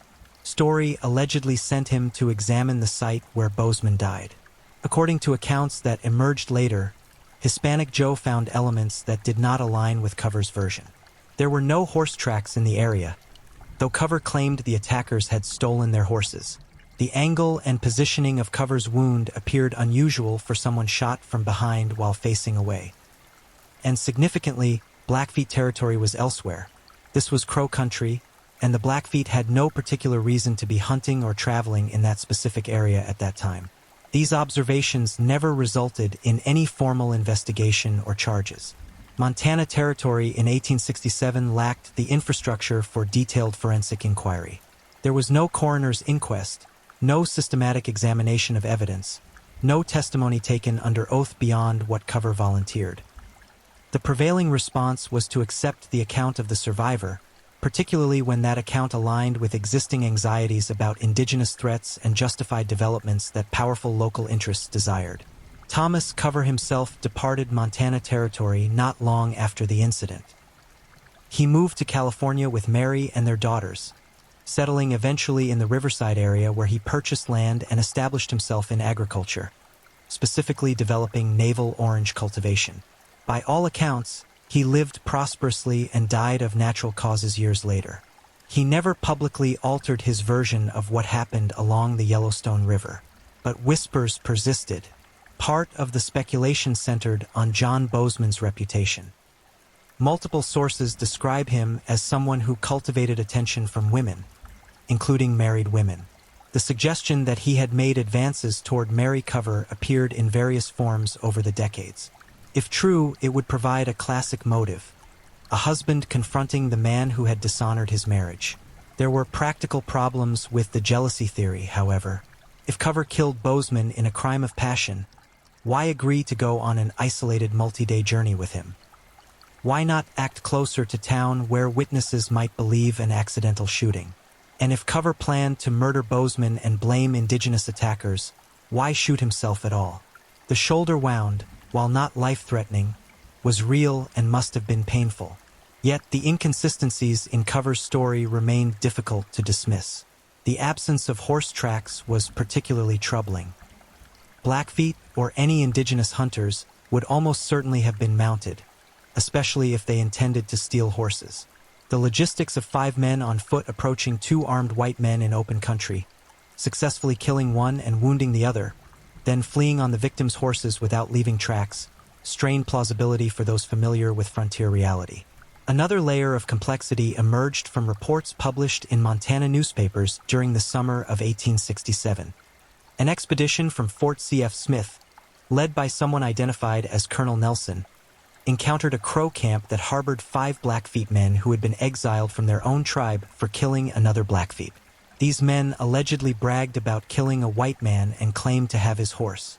Their description of the incident matched significant details in Cover's account: location, manner of attack, theft of horses. This report appeared in the Virginia City, Montana Post in July 1867, just weeks after Bozeman's death. Some historians have cited it as corroboration of Cover's version. Others have noted that it emerged conveniently after the fact, that details could easily have been shaped to align with a story already in circulation, and that the Blackfeet exiles may have been claiming credit for an act they had nothing to do with, a kind of frontier reputation building through false confession. The truth is that indigenous groups were often blamed for violence they did not commit, particularly when that blame served white economic or political interests. It was expedient to attribute deaths to Indian attacks because it justified military expenditure, territorial expansion, and the suppression of indigenous land rights. Whether John Bozeman's death was a genuine case of such violence or a convenient fiction deployed to mask something else remained, and remains, uncertain. In the months following April 1867, the town of Bozeman prospered. Fort Ellis provided exactly the economic boost its establishment anticipated. Farmers sold grain, ranchers sold beef, merchants sold goods. The military presence made white settlers feel safer, even as it intensified the pressure on indigenous populations who were being systematically displaced from lands they had occupied and depended upon. Red Cloud's resistance continued for another year. His forces maintained pressure on the forts until finally, in the Treaty of Fort Laramie signed in 1868, the United States agreed to abandon the military posts along the Bozeman Trail and recognize Powder River Country as indigenous territory. Red Cloud had achieved one of the few military victories that Native forces won against the U.S. in the 19th century. But the victory proved temporary. Within a decade, gold discoveries in the Black Hills would shatter the treaty terms and reignite conflicts that would culminate in battles like Little Bighorn. John Bozeman did not live to see any of these developments. He was 32 years old when he died. His wife Lucinda and 3 daughters never rejoined him in Montana. His legacy became the trail and the town, both of which bore his name, while the manner of his death receded into local lore. A puzzle discussed in parlors and saloons, generating theories but no resolution. The Bozeman killing might have remained a settled matter, attributed to indigenous attack and left at that, had not new information surfaced decades later. In 1946, nearly 80 years after the incident, historian Jefferson Jones published a paper titled The Murder of John Bozeman. In it, he recounted a conversation with T.B. Story, the son of Nelson Story Sr., according to T.B. His father had told him privately that Thomas Cover killed Bozeman and then shot himself in the shoulder to fabricate evidence of an indigenous attack. This was a startling claim. Nelson Story Sr. had been one of the most prominent and respected figures in Montana's founding generation. He was known for his toughness, his business acumen, and his willingness to tell tales of the territory's early days to anyone who would listen. Yet apparently, he had never publicly shared this particular version of events. Not to his wife, not to close friends, only to his son, and even then as a confidence not meant for wider circulation. Historian Merrill G. Burlingame initially received the claim with skepticism. There was no paper trail, no contemporaneous statement from Story Sr., nothing but TB's recollection of a private conversation. Then, in 1954, Burlingame encountered Lester Piersdorf outside the Baxter Hotel in Bozeman. Piersdorf had been a friend of Nelson Story Sr. and claimed to have heard Story's own account of the Bozeman death. Burlingame took extensive notes as Piersdorf related what he remembered. When he later compared Piersdorf's version with T.B. Story's account, he was struck by how closely they aligned. The same details, the same conclusion that Cover had murdered Bozeman and staged the scene. Why would Nelson Story Sr. believe this, and why would he speak about it only in private? One possibility is that Story had access to information others did not. Perhaps findings from Hispanic Joe's examination of the death scene, perhaps knowledge of Bozeman's affairs, perhaps a reading of Cover's character that made the official story implausible. Story was a shrewd judge of men. His success in frontier business depended on it. Another possibility, one that emerged much later, is darker and more complicated. Nelson Story Sr. himself may have been involved. In the early 2000s, researchers with the Extreme History Project in Bozeman uncovered another account, this one from Thomas Kent. Kent, in what became a family story passed down through generations, claimed that Nelson Story had hired him to kill John Bozeman. Kent allegedly confessed this to his family members before his death, though he left no written record and the confession remained within family oral history for many years. What possible motive would Nelson Story have for wanting Bozeman dead? Several theories have been proposed. Story operated a flour mill, as did Cover. Bozeman's involvement in securing military contracts might have threatened Story's economic interests. Perhaps Story saw Bozeman as a competitor who needed to be eliminated. Perhaps there were personal conflicts, debts, disputes, slights that escalated in ways we can no longer reconstruct. Or perhaps the theory is entirely unfounded, the product of misunderstanding or someone seeking to attach their family history to a famous mystery. The Thomas Kent confession suffers from the same evidentiary problems that plague other alternative theories. It cannot be verified, and it surfaced so long after the events that it is impossible to test its claims against independent sources. Kent might have been telling the truth. He might have been fabricating a dramatic story for family consumption. He might have been involved in something else entirely and misremembered or conflated details over time. If Nelson Story hired someone to kill Bozeman, it raises further questions. Why allow Thomas Cover to survive? Wouldn't a hired assassin eliminate both men to avoid witnesses? And why would Story then organize the retrieval of Bozeman's body and oversee his burial? These actions seem inconsistent with someone who had arranged a murder. Yet frontier justice often operated by its own logic. It was not unheard of for powerful men to eliminate rivals and face no consequences because their wealth and influence placed them beyond accountability. Story wielded tremendous power. He had defied military authority during his cattle drive. He had outmaneuvered indigenous resistance. He had built an empire in an environment where strength often mattered more than law. It is at least plausible that he could have ordered a killing and suffered no repercussions. The difficulty with all these theories, Cover as jealous husband, Kent as hired killer, Story as mastermind, is that they rest on fragmentary evidence, second-hand accounts, and interpretations made years or decades after the fact. None can be definitively proven. None can be definitively disproven. What we know with certainty is that the investigation, such as it was, never seriously pursued alternatives to the indigenous attack narrative. No one was arrested. No trial was held. The town of Bozeman moved forward, its economy strengthened by the military presence that Bozeman's death had helped to justify. Thomas Cover departed for California. Nelson Story became increasingly wealthy and influential. The indigenous peoples who were blamed, whether accurately or not, were subjected to continued military pressure and eventual dispossession. There is an uncomfortable possibility that deserves consideration. Multiple parties may have benefited from Bozeman's death and therefore had little incentive to question the official explanation.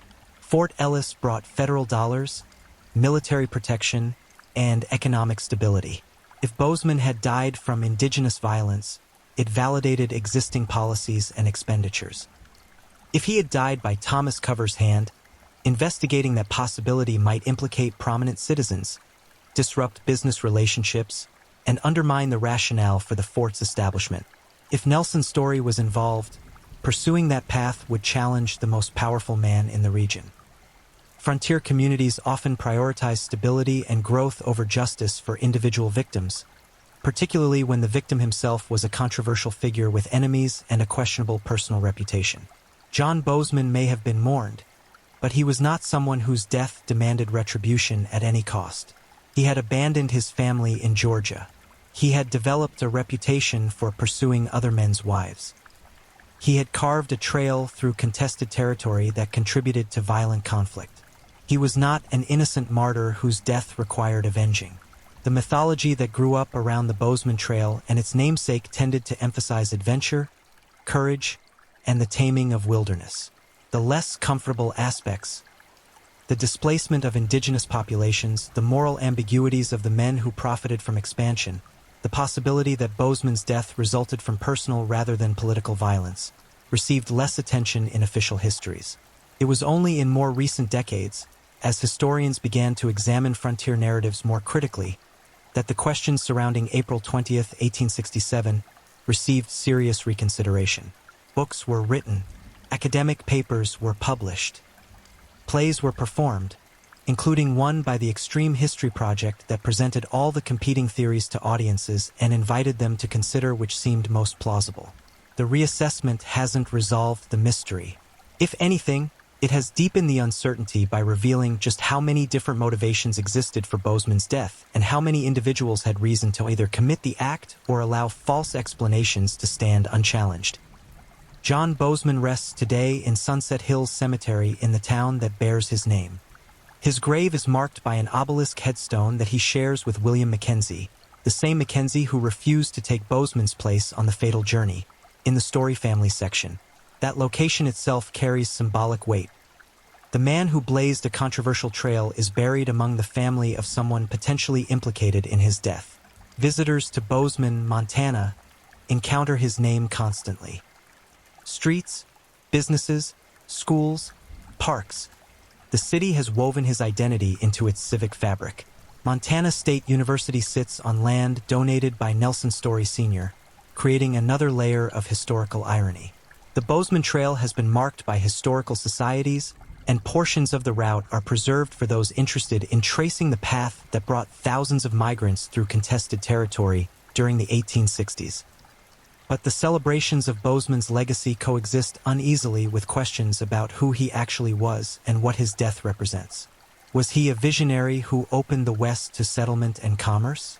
Or was he an opportunist whose actions contributed to indigenous dispossession and fueled violent conflict?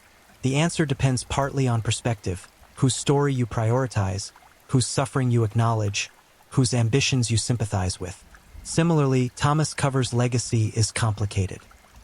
Some descendants and local historians have vigorously defended his account, pointing to the 1867 newspaper reports of Blackfeet confessions as corroboration. They emphasize that Cover cooperated fully with the retrieval of Bozeman's body, that he never fled or acted guilty, and that the Indian Bureau apparently confirmed his story through subsequent investigation. His supporters note that Henry rifles, which were common at the time, were known to jam and were not entirely reliable. Factors that might explain why Cover survived the encounter. Other researchers remain skeptical. They point to the absence of horse tracks, the unusual angle of Cover's wound, the convenient alignment between Bozeman's death and the establishment of Fort Ellis, and the persistent rumors about marital infidelity. They note that Cover's relatively quick departure for California, while perhaps simply a business decision, could also suggest a desire to distance himself from ongoing speculation. Nelson Story Sr. lived until 1926, accumulating wealth, land, and influence throughout his long life. He never publicly discussed alternative theories about Bozeman's death, maintaining that indigenous attackers were responsible. If he privately believed otherwise, that conviction died with him. His son T.B. and friend Lester Piersdorf's accounts suggest he harbored doubts, but Story's own silence makes it impossible to know what he truly thought or what he truly knew. Thomas Kent's alleged confession presents perhaps the most frustrating aspect of this entire mystery, a claim that could fundamentally alter our understanding of the case, but which exists only in family oral tradition with no independent verification. Without contemporary documentation or corroborating witnesses, Kent's story remains suspended between possible truth and likely fabrication. The Blackfeet and Piegan peoples who were blamed for the killing left no written records that have survived regarding the incident. Their perspectives, their movements through the territory that spring, their own accounts of encounters with white settlers during that period, these voices are largely absent from the historical record. We have Cover's description of 5 men on foot. We have newspaper reports of confessions that may or may not have been genuine. But we do not have indigenous testimony that provides an independent narrative of April 20th, 1867. This absence reflects a broader problem in frontier history. The experiences and voices of Native peoples were systematically excluded from official documentation, recorded only when filtered through the interpretations of white observers who had their own biases and agendas. It is possible that Blackfeet hunters did encounter Bozeman and Cover that day. It is possible that a violent confrontation occurred exactly as cover described. But it is also possible that Blackfeet became convenient scapegoats for violence they had nothing to do with, as happened repeatedly throughout the American West. The establishment of Fort Ellis in August 1867 had lasting consequences. The fort remained active until 1886, providing military presence that supported white settlement while contributing to the confinement of indigenous peoples to reservations. The economic activity it generated helped Bozeman grow from a frontier outpost into a stable town. When the fort was decommissioned, Bozeman was sufficiently established to continue thriving on other foundations: agriculture, education, and eventually tourism. Red Cloud's military success in forcing the closure of the Bozeman Trail and abandonment of the forts proved short-lived. By 1876, the trail was reopened for military use during campaigns against the Lakota and Cheyenne. The treaties of 1868 that seemed to recognize indigenous territorial rights were systematically violated as gold discoveries, railroad expansion, and continued white settlement overwhelmed any legal protections that had been negotiated. The Bozeman killing occurred at a pivot point in this larger historical arc. The death of one man, whatever its actual cause, became a justification for developments that accelerated indigenous dispossession. Whether John Bozeman died by indigenous hands or through treachery by someone he knew, the result was the same. His death served the interests of territorial expansion. Modern historians attempting to solve the mystery face insurmountable challenges. Physical evidence vanished long ago. Witnesses are dead. Documents are fragmentary and contradictory.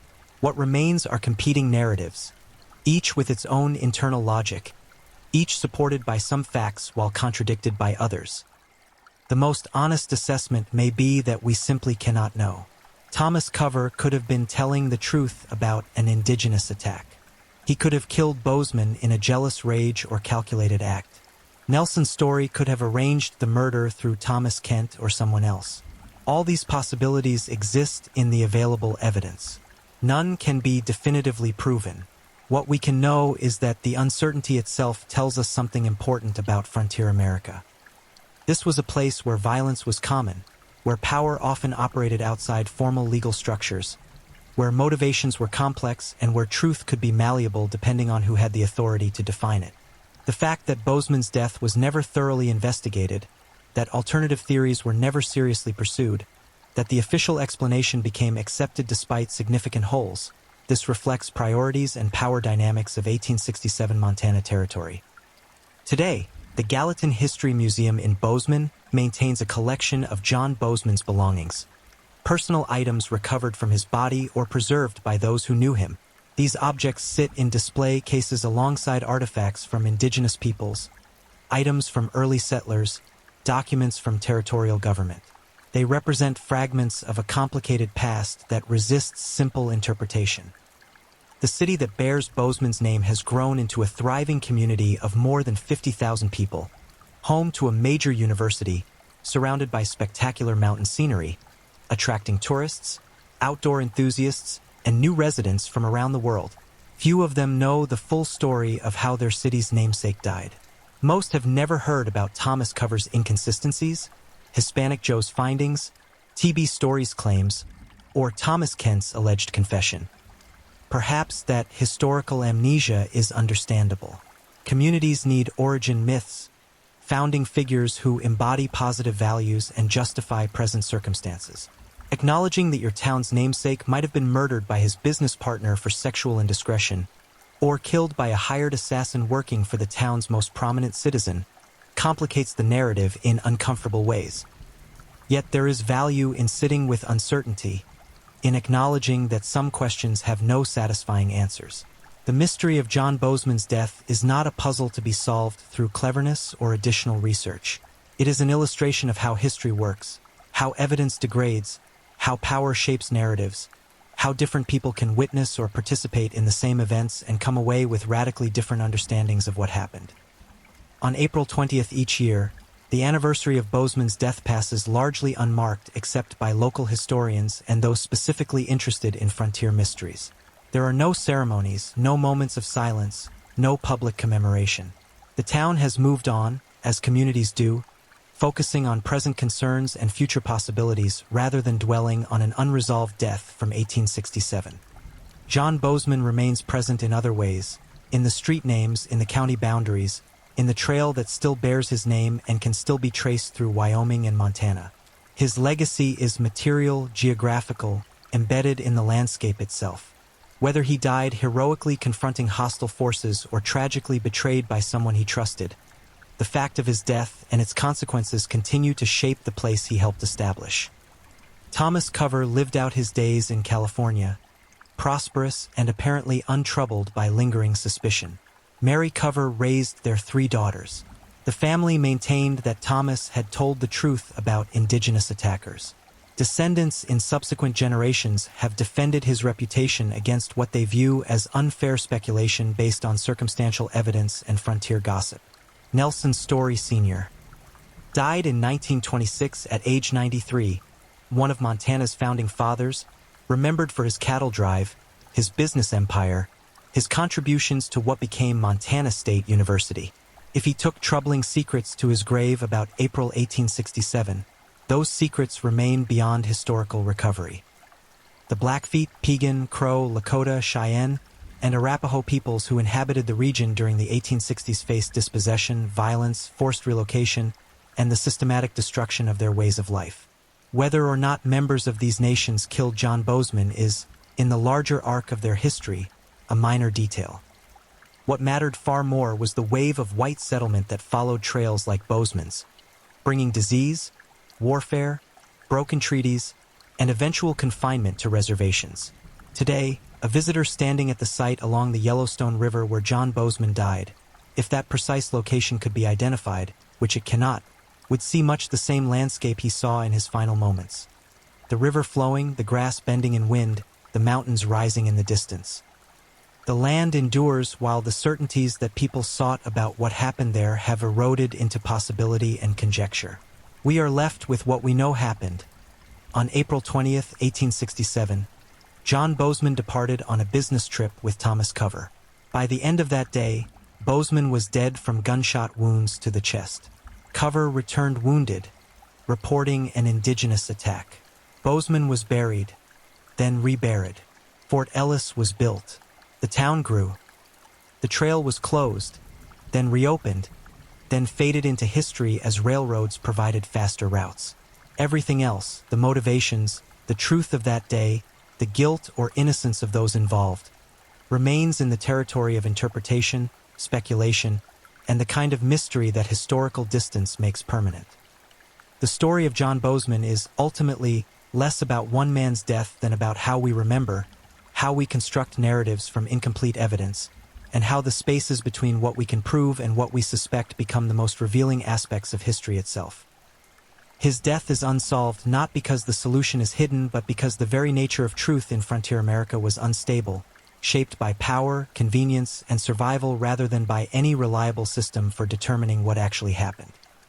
And so the mystery endures, preserved in the gap between official narrative and persistent doubt, a reminder that some questions remain open not for lack of investigation, but because the conditions that would allow for resolution never existed in the first place.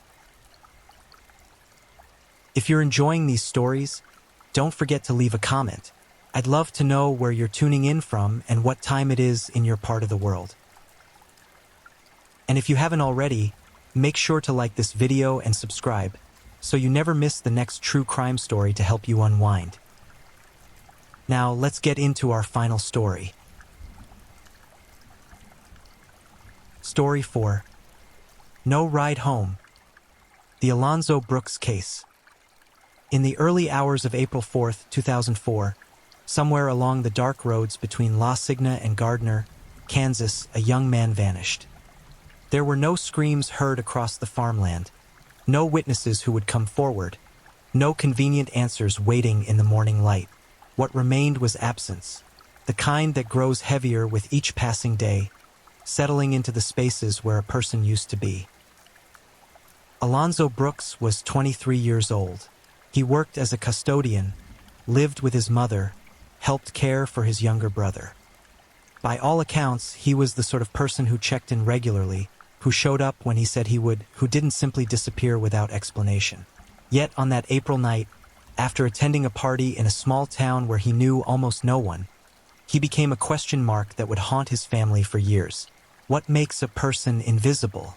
In some cases, it's geography, the wide stretches of rural land where someone can slip between the cracks of attention. In others, it's circumstance, the particular vulnerabilities that make one life seem less urgent than another. Sometimes it's both.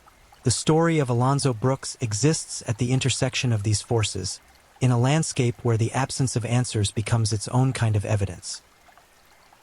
This is not a story with neat resolutions. It is a story about what happens when the systems meant to provide clarity fail, when communities close ranks, when the truth becomes something people choose to carry silently rather than speak aloud. It begins at a party on the outskirts of a town with a population that barely exceeded 1,000, where the music was loud and the alcohol flowed freely, and where certain unspoken rules governed who belonged and who didn't. By the time the sun rose on April 4th, Alonzo Brooks had already become a mystery. What followed was a search that revealed more about the searchers than about what they sought. La Signa sits in Lynn County, Kansas, roughly 50 miles south of the Kansas City metropolitan sprawl. The name comes from French, translated from an Osage phrase meaning Marsh of the Swans, a lyrical designation for what is, in most practical ways, unremarkable farmland punctuated by modest homes and businesses that serve local needs. In 2004, the population hovered around 1,100 people, the kind of number that suggests everyone knows everyone, or at least knows of them. The town's history follows the pattern of many rural Kansas communities. Founded in 1869 alongside the construction of railroad tracks that promised connection and commerce, it grew quickly through the late 19th century. A flour mill arrived in 1870, a bank in 1871. For a time, there was even an organ factory, though it failed to prosper. Coal mining became significant in 1881, lending the area an industrial identity that persisted for decades. By 2004, the landscape had shifted toward agriculture and the service industries that support it, with some residents commuting to larger towns for work. Demographically, La Signa was, and remains, predominantly white. Census data from the early 2000s indicated that over 96% of residents identified as white, with African American residents representing less than half of 1% of the population. This wasn't unusual for rural Kansas, but it created a particular social ecology, one where racial diversity was rare enough to be notable, sometimes uncomfortably so. Small towns developed their own internal logics, their own ways of determining who fits and who stands out. In a place like La Signa, newcomers were often measured against generations of families who'd lived there for decades. Outsiders weren't necessarily unwelcome, but they were recognized as such. The town's social life revolved around high school sports, church gatherings, and informal networks of friendship that stretched back to childhood. Privacy existed, but so did a certain permeability. Word traveled fast, and secrets had a way of becoming common knowledge, at least within certain circles. This was the environment into which Alonzo Brooks traveled on April 3, 2004. He'd grown up in Topeka, a larger and more diverse city, before his family relocated to Gardner when he was younger. Gardner sat north of La Signa, closer to the Kansas City suburbs, with a population of around 9,000. It was still relatively small, still largely white, but it offered more anonymity than a town of 1,100 could provide. Alonzo had adapted to Gardner well enough, making friends and settling into work. He wasn't someone who frequented parties, particularly not parties where he'd know few people. But on this particular Saturday, he accepted an invitation. The party was being held at a farmhouse on the outskirts of La Signa, east of the main roads, surrounded by the kind of flat, open land that characterizes the region. It was a going-away party, ostensibly for someone entering military service, though the details of the occasion would later blur in the retelling. What mattered more was the composition of the gathering. Estimates varied, but most sources agreed that somewhere between 80 and 100 people attended. Of those, Alonzo was one of only 3 African Americans present. He arrived with friends, Justin Sprague and Daniel Foon among them, along with another companion. They drove the roughly 50-mile distance from Gardner, arriving sometime in the evening. None of them knew the hosts particularly well. The invitation had come through loose social connections, the kind of third-hand knowledge that often fuels weekend plans for people in their early 20s. It seemed harmless enough. The farmhouse was unremarkable. Like many rural properties, it sat back from the road, with outbuildings and open space spreading in all directions. Middle Creek ran nearby, a modest waterway that wound through the area, bordered by brush and trees. The setting was isolated in the way that rural gatherings often are. No neighbors close enough to complain about noise, no streetlights to impose boundaries on the night. Inside, the party followed familiar rhythms. Music played, people drank. Conversations formed and dissolved. In the early hours, everything seemed ordinary, at least on the surface. But beneath the social veneer, tension was building. Multiple witnesses would later report hearing racial slurs directed at Alonzo and the other black attendees. Some described the language as casual, thrown around carelessly in the way that young people sometimes do when they believe there will be no consequences. Others characterized it as more pointed, more aggressive. Alonzo's friends noticed the hostility. They saw the looks, heard the comments. At one point, an argument occurred. Accounts differ on the specifics, but several sources indicate that Alonzo was involved in a verbal confrontation, possibly over a woman he'd been talking to. Daniel Foon reportedly intervened, attempting to defuse the situation. Whether this incident was isolated or part of a broader pattern of antagonism remains unclear, but it left an impression on those who witnessed it. What happened next is harder to reconstruct with certainty. As the night wore on, Alonzo's friends began to leave. The departures weren't coordinated. They happened piecemeal, driven by individual decisions rather than group consensus. Some accounts suggest there was confusion about transportation, a miscommunication about who was riding with whom. Others imply that some attendees left more urgently, perhaps sensing that the atmosphere was deteriorating. By the time the friends realized Alonzo hadn't left with any of them, they were already back in Gardner. Phone calls were made, but the results were inconclusive. Someone reported seeing Alonzo still at the party, apparently unconcerned. There was talk of him finding another ride, of him planning to stay longer. The details were vague, filtered through multiple layers of recollection and hearsay. What was certain was this: when morning came, Alonzo Brooks was not where he should have been. Maria Ramirez, Alonzo's mother, expected her son home by Sunday. When he didn't arrive, she began making calls. The first responses offered reassurance. Maybe he'd stayed over somewhere, maybe he'd met people and decided to extend the night. But as Sunday stretched into Monday, reassurance gave way to worry. Maria contacted the people who'd driven Alonzo to the party. They told her about the farmhouse near La Signa, but they couldn't explain what had happened after they'd left. On Monday, April 5th, Maria attempted to file a missing persons report with local authorities. She was told to wait. Alonzo was an adult. She was informed. Adults sometimes disappeared for a day or two. They'd gone off with friends, taken spontaneous trips, lost track of time. Unless there was evidence of foul play, the police weren't inclined to act immediately. Maria would need to wait 48 hours. This response wasn't unusual, technically speaking. Many jurisdictions have informal waiting periods before they treat adult disappearances as urgent. But it frustrated Maria and her family, who knew that Alonzo's absence wasn't voluntary. He wasn't the type to vanish without explanation. He checked in. He communicated. Something was wrong. By Tuesday, April 6th, the family mobilized. Maria, along with Alonzo's sister Esperanza Roberts and other relatives, drove to La Signa. They went to the farmhouse where the party had been held. They knocked on doors in the small town, asking if anyone had seen a young black man, showing his picture, explaining that he'd been at a party and hadn't come home. The responses were mixed. Some people were polite but unhelpful. Others were actively hostile, treating the family's presence as an intrusion. When they tried to put up missing person flyers around town, they encountered resistance. The local authorities had begun their own search by this point, but it was limited. The Lynn County Sheriff's Department conducted ground searches around the farmhouse and along Middle Creek. They found Alonzo's boots and hat near the creek, which seemed significant, but there was no sign of Alonzo himself. The searches continued sporadically over the following days, with other agencies joining in. The Kansas Bureau of Investigation became involved.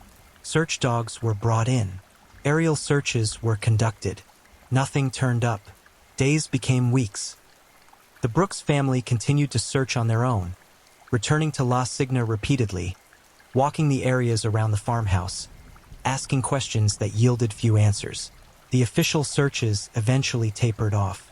Without evidence of a crime, without a body, the case began to cool. Alonzo Brooks had attended a party and hadn't come home. The prevailing assumption among some investigators seemed to be that he'd wandered off, possibly intoxicated, possibly disoriented, and had met with some accident that had left his body hidden or carried away by natural means. But Maria Ramirez and her family didn't accept this explanation. They knew the area had been searched. They knew that Alonzo wouldn't have simply wandered off without trying to contact someone. And they knew about the racial slurs, the hostility, the tension at the party. To them, the pieces fit together into a far more troubling picture. On April 30th, 2004, nearly a month after Alonzo's disappearance, the family organized their own formal search. They gathered approximately 50 volunteers, friends, relatives, members of their church and community. Permission was finally granted to search the private property around the farmhouse more thoroughly. The family began on the road near the house, then spread out along the two branches of Middle Creek. Took less than an hour. Alonzo's father, Billy Brooks Sr., and a family friend found the body first. It was partially concealed in brush along the creek bank, resting on a pile of branches and debris. The location was less than 650 feet from the farmhouse where Alonzo had last been seen alive. The discovery left the family devastated and furious. How had multiple professional searches missed a body so close to the obvious search area? Why had it taken a civilian search party less than an hour to find what trained law enforcement officers had failed to locate over the course of weeks? The questions implied either profound incompetence or something more deliberate, negligence, indifference, or possibly a conscious effort to avoid finding what was there. Billy Brooks Sr. would later describe the moment in terms that mixed grief with something like relief. The body was there. His son was found. The waiting was over, even if the answers had only just begun. The body that was pulled from Middle Creek on May 1, 2004, had been exposed to the elements for nearly a month, and yet the condition of the remains posed more questions than it answered. Dr. Eric Mitchell, the coroner who performed the initial autopsy, noted several perplexing details. There were no broken bones. There were no obvious signs of blunt force trauma. The body bore no defensive wounds, no evidence of a struggle that had left physical marks on the victim. Most surprisingly, there were none of the biological indicators typically associated with drowning. In cases where someone is found in or near water, pathologists usually look for specific signs. Water in the lungs, foam in the airways, certain types of tissue damage caused by prolonged immersion. Alonzo's body exhibited none of these markers. Additionally, the state of decomposition was relatively limited given the amount of time that had passed. Bodies left outdoors decompose at rates influenced by temperature, exposure to insects, and environmental factors. April in Kansas can be cool, which would slow decomposition, but not stop it entirely. The fact that the body was as well preserved as it was struck some observers as unusual. Dr. Mitchell's conclusion was stark in its lack of certainty. Cause of death undetermined. This wasn't a diagnosis of natural causes or accidental death. It was an admission that the available evidence didn't point toward a clear explanation. Mitchell couldn't say with confidence what had killed Alonzo Brooks. Without a definitive cause of death, the investigation lost much of its momentum. In hindsight, questions have been raised about Dr. Mitchell's competence and methodology. He was not without controversy in his professional history. Prior to working in Kansas, Mitchell had served as a medical examiner in Onondaga County, New York. In 1993, He resigned under pressure after prosecutors found that he had overstepped his authority and mismanaged his office. Among the issues raised were allegations that he routinely removed organs from corpses without family consent and improperly stored human remains in his workspace. These were serious ethical violations, and they cast a shadow over his subsequent work. At the time of Alonzo's autopsy, however, these concerns were not front of mind for the Brooks family. They were focused on the immediate question: what happened to their son? The undetermined cause of death frustrated that inquiry. It meant that law enforcement had no clear basis to pursue a homicide investigation. Without evidence of a crime, there was no crime to solve. The sheriff's department and other agencies did continue to investigate, at least nominally. They conducted interviews with party attendees, trying to piece together the events of April 3rd and the early hours of April 4th. These interviews revealed a frustrating pattern. Almost universally, attendees claimed to remember very little. They'd been drinking. It had been late. They hadn't noticed when Alonzo left or with whom. They hadn't seen anything suspicious. Some of this was likely true. Alcohol impairs memory, and parties are chaotic environments where individual movements often go untracked. But the uniformity of the responses suggested something else as well: a collective unwillingness to speak. Whether out of fear, loyalty, or indifference, the people who had been present that night were not providing useful information. No one admitted to seeing Alonzo leave the party. No one acknowledged conflict or violence. The party, in their telling, had been unremarkable. Rumors filled the void left by official silence. Within La Signa and the surrounding areas, stories circulated. Some said that Alonzo had been killed for flirting with a white woman, that jealous or racist men had confronted him, and that the confrontation had escalated. Others claimed there had been a second party nearby that same night, that a fight at that location had spilled over into the gathering where Alonzo was present, bringing additional hostility with it. Still others whispered about specific individuals, names that would never be officially confirmed but that were repeated often enough to take on the weight of accusation. These rumors pointed toward racial motivation. The premise was consistent across variations. Alonzo had been targeted because of his skin color, his presence perceived as transgressive in a space that certain attendees viewed as exclusively theirs. The racial slurs that witnesses admitted hearing lent credibility to this interpretation. So did the demographic reality of the party and the town itself. Alonzo had been conspicuously out of place, a fact that would not have gone unnoticed. Yet rumors are not evidence. They can reflect truth, but they can also distort it, amplifying biases and assumptions in ways that obscure rather than clarify. For the Brooks family, the rumors were both maddening and validating. They suggested that people knew more than they were saying, that the truth was there, just out of reach, protected by a wall of silence. As weeks turned into months, the investigation stalled. The Kansas Bureau of Investigation had taken over from the local sheriff's office early on, recognizing the complexity and sensitivity of the case. But even with state resources, progress was minimal. Leads dried up. Witnesses stopped cooperating. The physical evidence, such as it was, yielded no breakthroughs.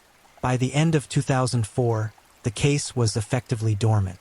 Alonzo Brooks' death remained unsolved, his cause of death undetermined, his final hours a mystery. For the Brooks family, this was unacceptable. They continued to press for answers, reaching out to media, contacting advocacy groups, writing letters to officials.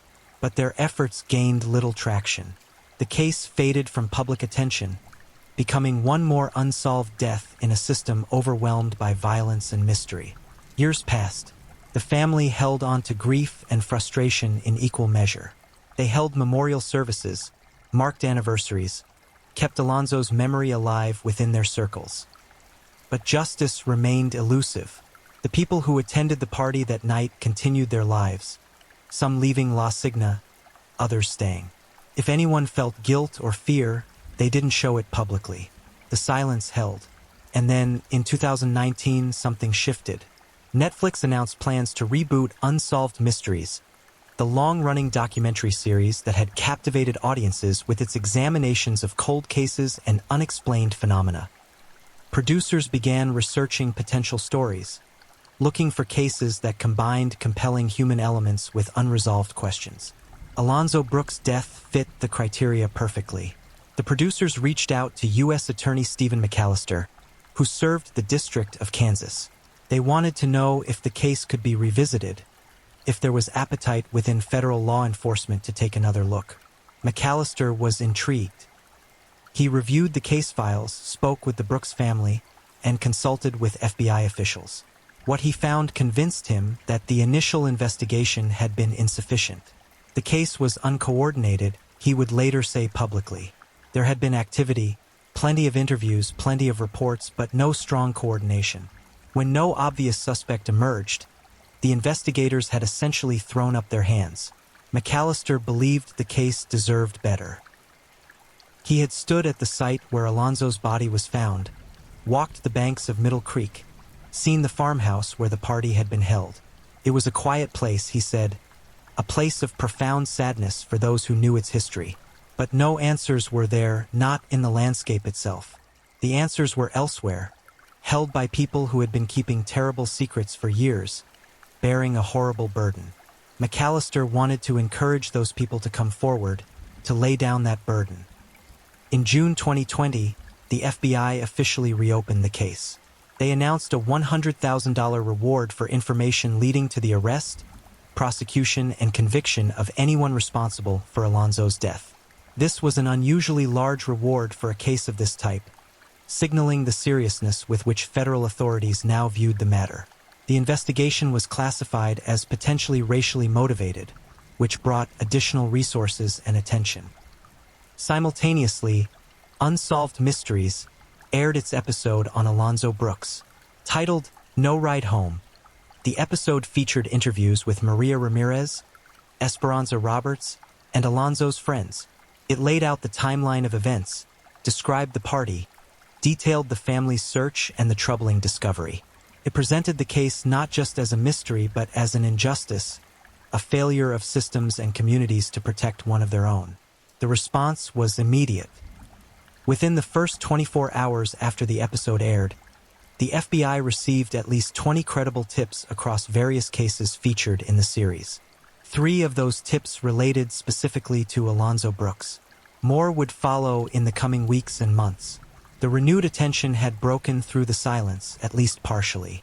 But tips alone don't solve cases. They have to be investigated, verified, followed to their conclusions. The FBI assigned Special Agent Lena Ramana to lead the reinvestigation. She reviewed the original interviews, conducted new ones, and began the painstaking work of separating signal from noise. Many of the tips were duplicative or vague. Some pointed toward individuals who had already been questioned. Others introduced new possibilities, new avenues to explore. One revelation stood out. Investigators learned of a second party that had taken place in La Signa the same night Alonzo disappeared. Attendees at that gathering had reportedly gotten into a fight, then left and headed to the farmhouse where Alonzo was. This aligned with some of the rumors that had circulated for years. It suggested that additional people, possibly people with violent intent, had arrived at the party later in the night, potentially after Alonzo's friends had already left. Still, even with renewed resources and attention, progress was frustratingly slow. The passage of time had degraded memories, scattered witnesses, and allowed fear or loyalty to calcify into permanent silence. Some of the people who'd been at the party in 2004 were now in their 30s and 40s, with families and jobs and lives far removed from a night in rural Kansas. Would they speak now? Could they be compelled to? The FBI also made a critical decision. They would exhume Alonzo's body. If the original autopsy had failed to determine a cause of death, perhaps a second examination, conducted with more advanced forensic methods and expertise, might yield better results. In July 2020, Alonzo's remains were removed from his grave in Topeka and transported to Dover Air Force Base in Delaware, where the Armed Forces Medical Examiner maintained state-of-the-art facilities. The examination took months. Forensic pathologists and anthropologists worked to reconstruct what had happened to Alonzo in the hours before his death. They analyzed injuries that the first autopsy had either missed or misinterpreted. They studied decomposition patterns, insect activity, and environmental factors documented in photographs taken when the body was recovered. They considered every piece of available evidence. In April 2021, the results were announced. The cause of death was now classified as homicide. Alonzo Brooks had been killed. The exact method remained undisclosed, a strategic choice by investigators to protect the integrity of the ongoing case. But the conclusion was unequivocal. This was not an accident. It was not suicide. It was not an undetermined death. Alonzo Brooks had been murdered. Acting U.S. Attorney Dustin Slinkard made the announcement publicly. "We knew that Alonzo Brooks died under very suspicious circumstances," he said.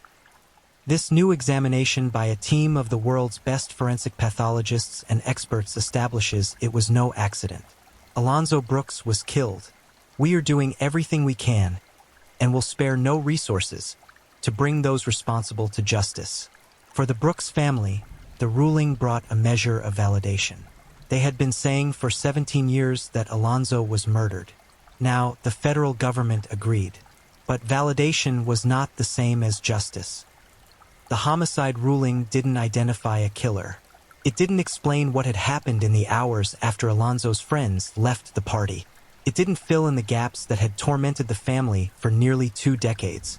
Once a death is classified as a homicide, the nature of the investigation shifts. It is no longer a question of what happened, but of who is responsible.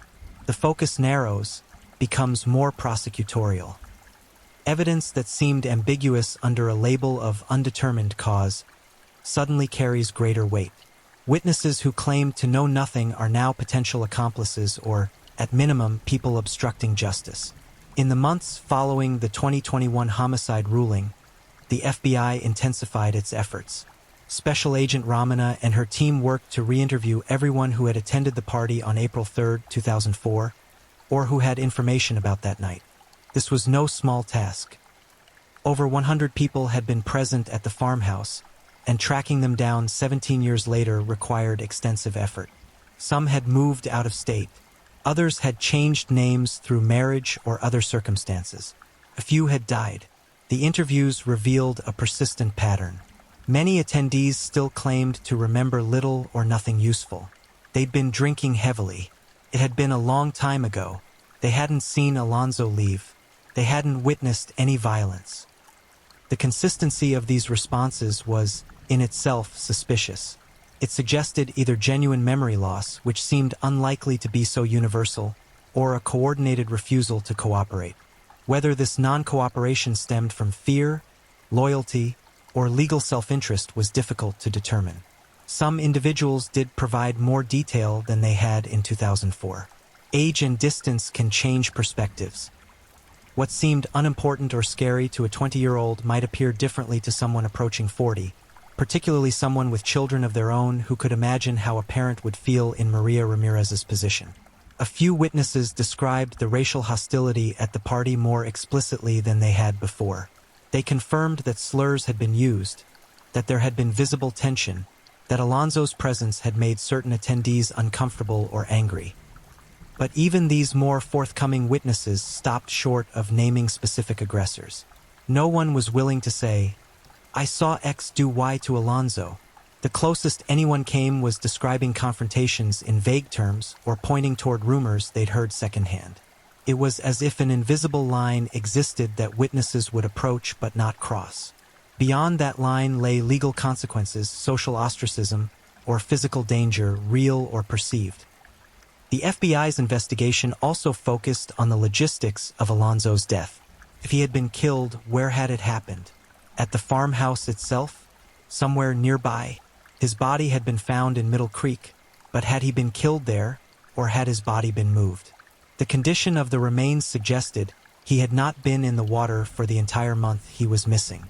The level of preservation didn't match what would be expected from continuous immersion.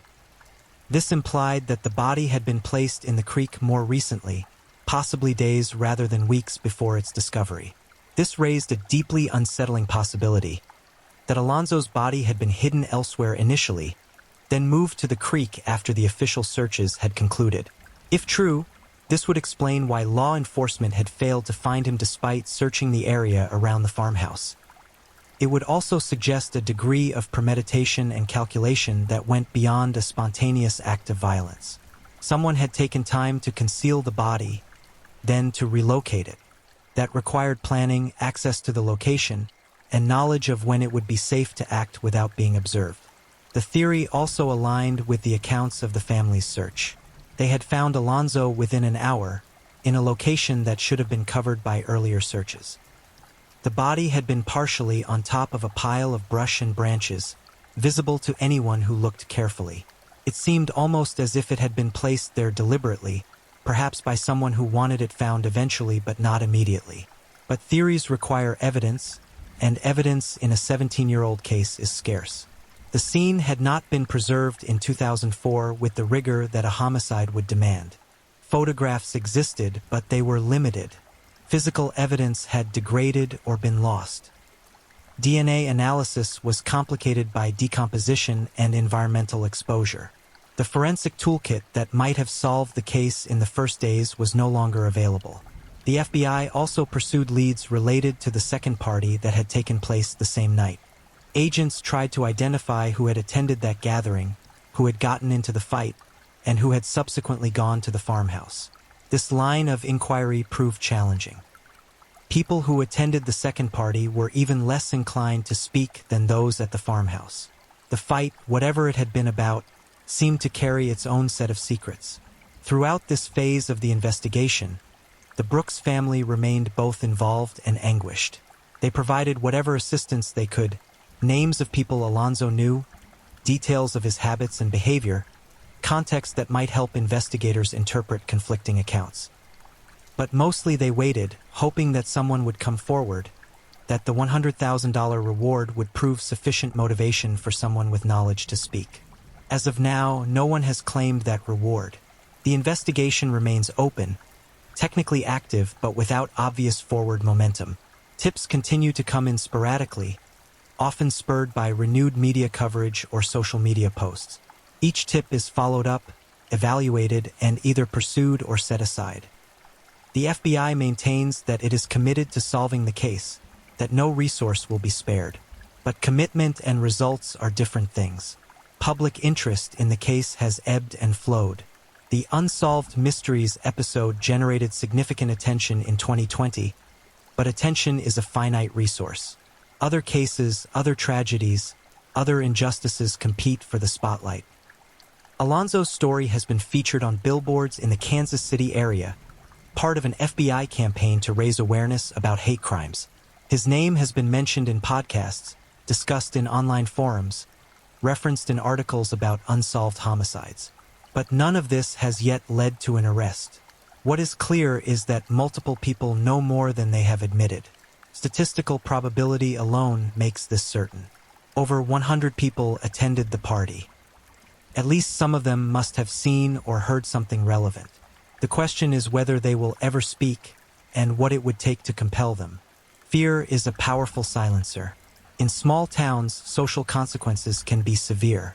Naming someone as a suspect or a witness can make a person a pariah, particularly if the accused has family or allies willing to retaliate. There's also the legal dimension. If someone was present during a crime and didn't report it, they could potentially face charges themselves. Accessory after the fact, obstruction of justice. The passage of time doesn't eliminate these risks entirely, though it can complicate them. Loyalty is another factor. People protect their friends, their relatives, their communities. They rationalize silence as a form of solidarity. They tell themselves that speaking up wouldn't change anything, that the past is past, that dredging up old events serves no purpose. These rationalizations are self-serving, but they're also deeply human. Most people aren't heroes. Most people avoid confrontation and trouble. And then there's denial. Some of the people who attended the party may genuinely not believe that anything criminal happened.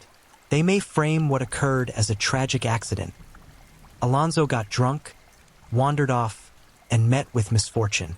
They may convince themselves that the racial slurs they heard were just words, not indicators of intent.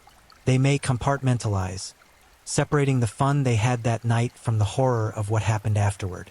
But denial doesn't change facts. The forensic evidence says homicide. The circumstances say more than one person knows what happened. And the silence says that those people are choosing to protect themselves or others rather than offer the truth. For Maria Ramirez and her surviving children, this silence is the hardest part to bear. They can accept, in some sense, that Alonzo is gone. Death, however senseless, is a finality that grief can eventually accommodate.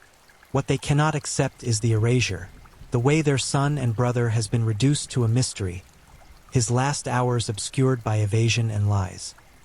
They know that somewhere, probably within the same 50-mile radius that Alonzo traveled that night, people are going about their lives carrying the knowledge of what happened.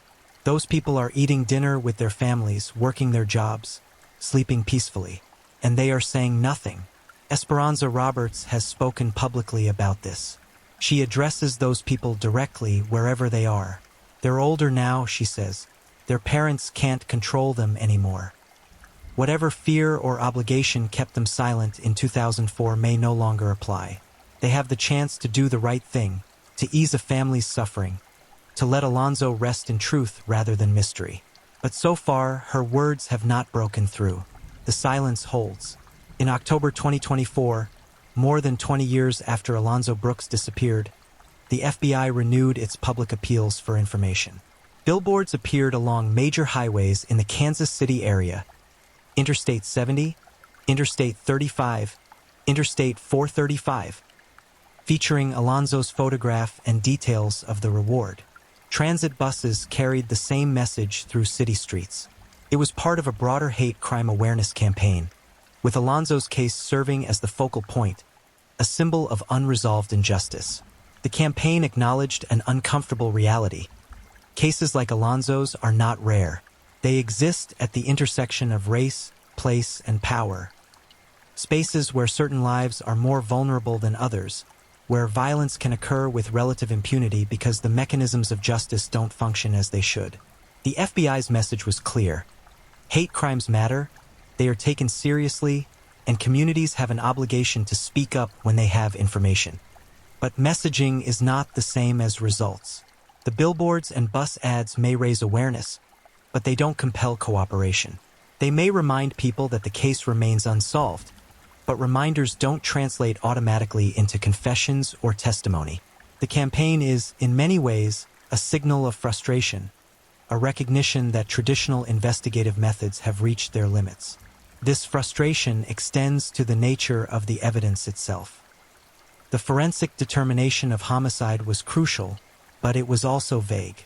The examiner concluded that injuries to Alonzo's body were inconsistent with normal decomposition patterns, suggesting he had been harmed by another person.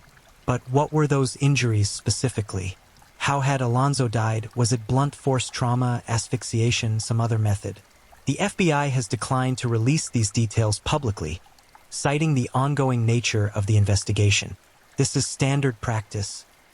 Holding back certain facts allows investigators to verify the credibility of witnesses or confessions. But it also leaves room for speculation. Without knowing how Alonzo was killed, it's harder for observers, whether journalists, advocates, or concerned citizens, to evaluate theories about what happened.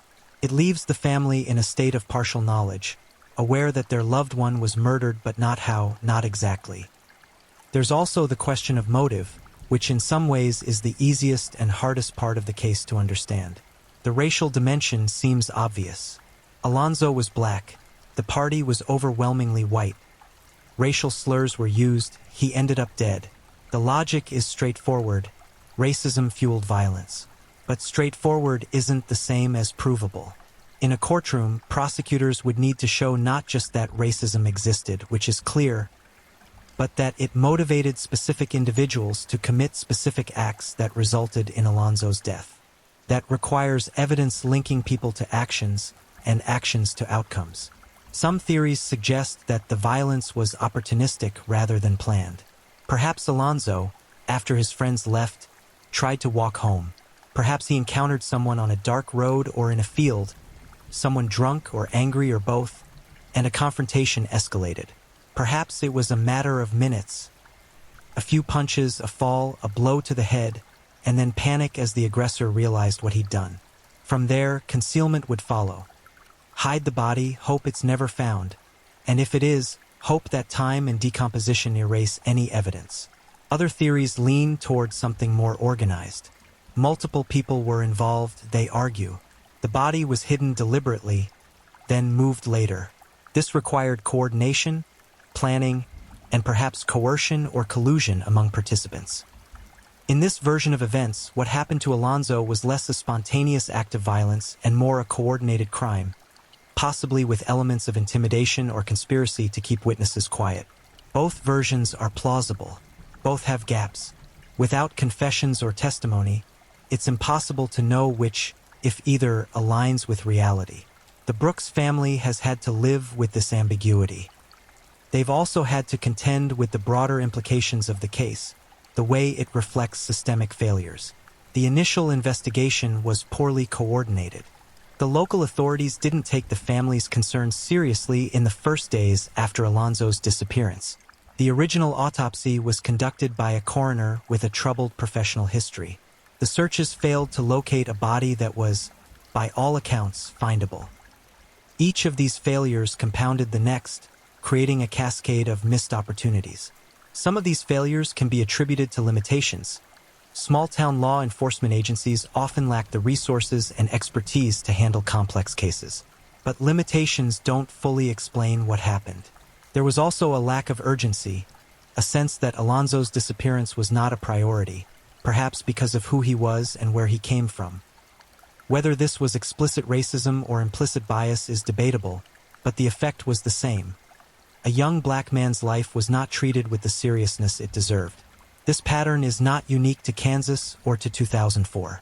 It repeats across the country across decades in cases that share similar contours. A person of color goes missing or is found dead in a predominantly white area. The initial response is inadequate. Families are dismissed or ignored. Evidence is mishandled. And by the time anyone with real authority takes the case seriously, crucial time has been lost, and the chances of justice have diminished. For advocacy groups that focus on racial justice and unsolved homicides, Alonzo's case has become emblematic. It's used to illustrate the need for better training, better protocols, better accountability. It's cited in arguments for civilian oversight of police, for independent review of suspicious deaths, for federal intervention in cases where local authorities are overwhelmed or compromised. These are important conversations, and Alonzo's story contributes to them. But conversations don't solve his case. They don't bring his killers to justice. Maria Ramirez has aged in the years since her son disappeared. She's lived through birthdays and holidays without him, through graduations and weddings of other family members where his absence is a permanent shadow. She's given interviews, participated in documentaries, attended press conferences. She's heard the word closure more times than she can count, usually from well-meaning people who don't understand that closure isn't possible without answers. In one interview, she spoke about the daily burden of not knowing. She wakes up, she said, and the first thing she thinks is, what happened to my son? It's the question that follows her through every activity, every interaction. She's maintained hope, or at least the appearance of it, that someone will eventually come forward. But hope is exhausting. 20 years of hope, repeatedly deferred, becomes a kind of torment. Esperanza Roberts has echoed similar sentiments. She's watched her mother suffer. She's fielded the questions from her own children, Alonzo's nieces and nephews, who know their uncle only through stories and photographs.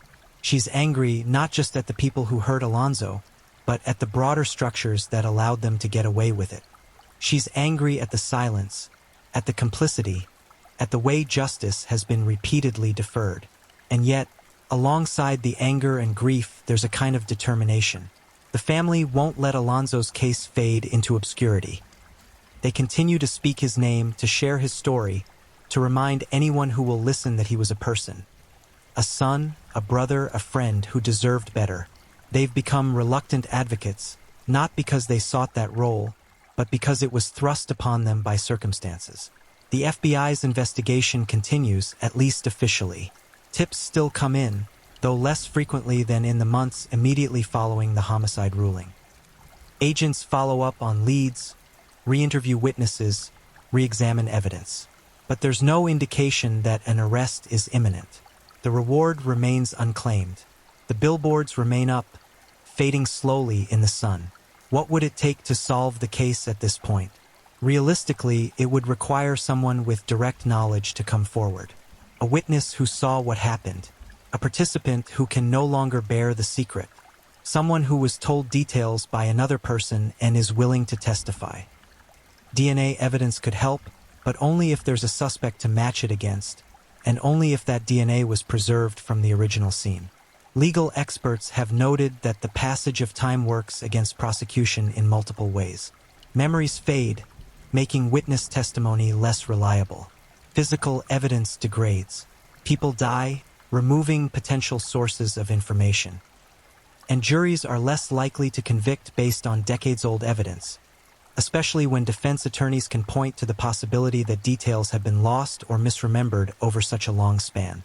But time also has a way of changing perspectives. People who were scared or loyal in 2004 may feel differently now. The social dynamics that kept them silent may have shifted. Relationships that once bound them to silence may have dissolved. And the weight of carrying a secret for 20 years can become unbearable. Some cold cases are solved precisely because someone, after decades, decides they can't live with the guilt anymore. This is what the Brooks family hopes for. They hope that somewhere, someone is wrestling with their conscience. That the passage of time has softened fear or loosened loyalty. That the reward, the media attention, or simply the burden of knowledge will finally prompt that person to speak. Until then, the case remains open. Alonzo Brooks remains a name on a list of unsolved homicides, one among thousands. His death remains a question mark in the collective memory of La Signa, a small town that would rather forget than remember, and his family remains in a state of suspended grief, waiting for the resolution that may never come. The landscape where Alonzo died is unchanged. Middle Creek still runs through rural Lynn County, its banks lined with brush and trees. The farmhouse where the party took place still stands, though it's unclear if anyone lives there now. The roads between La Signa and Gardner are the same roads Alonzo traveled that April night in 2004. They're quiet, mostly, crossed by occasional vehicles, but otherwise untouched by the events that unfolded 2 decades ago. Stephen McAllister once said he stood on the banks of Middle Creek where Alonzo's body was found, and that it was a quiet place of profound sadness to anyone who knew its history. But no answers were there, he said.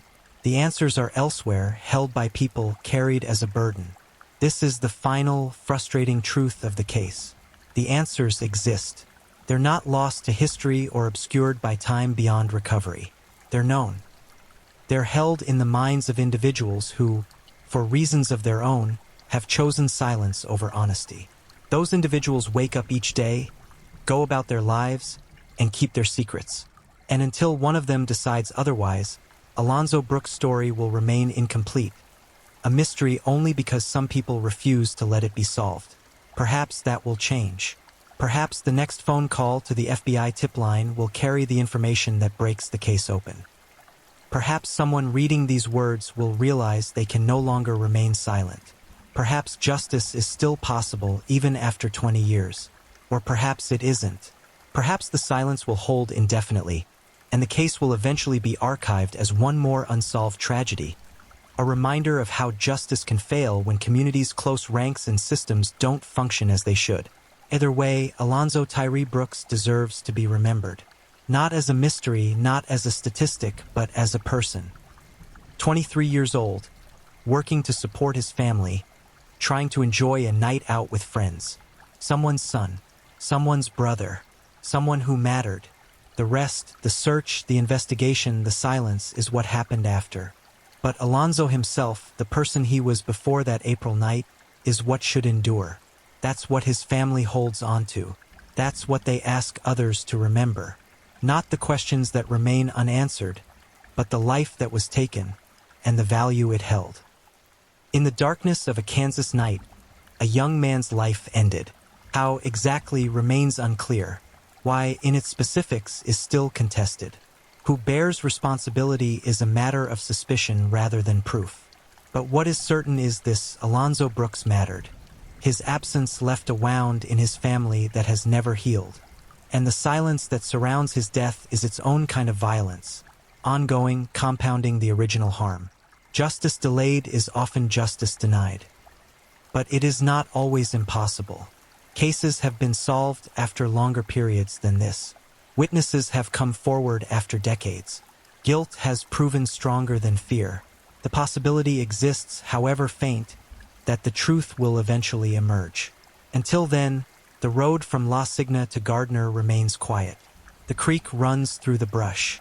And somewhere, people who know what happened continue to live with their secrets, choosing each day to stay silent. The question is how much longer that choice will hold. Thank you for watching and being part of this dive into the dark and fascinating stories that keep us all on edge.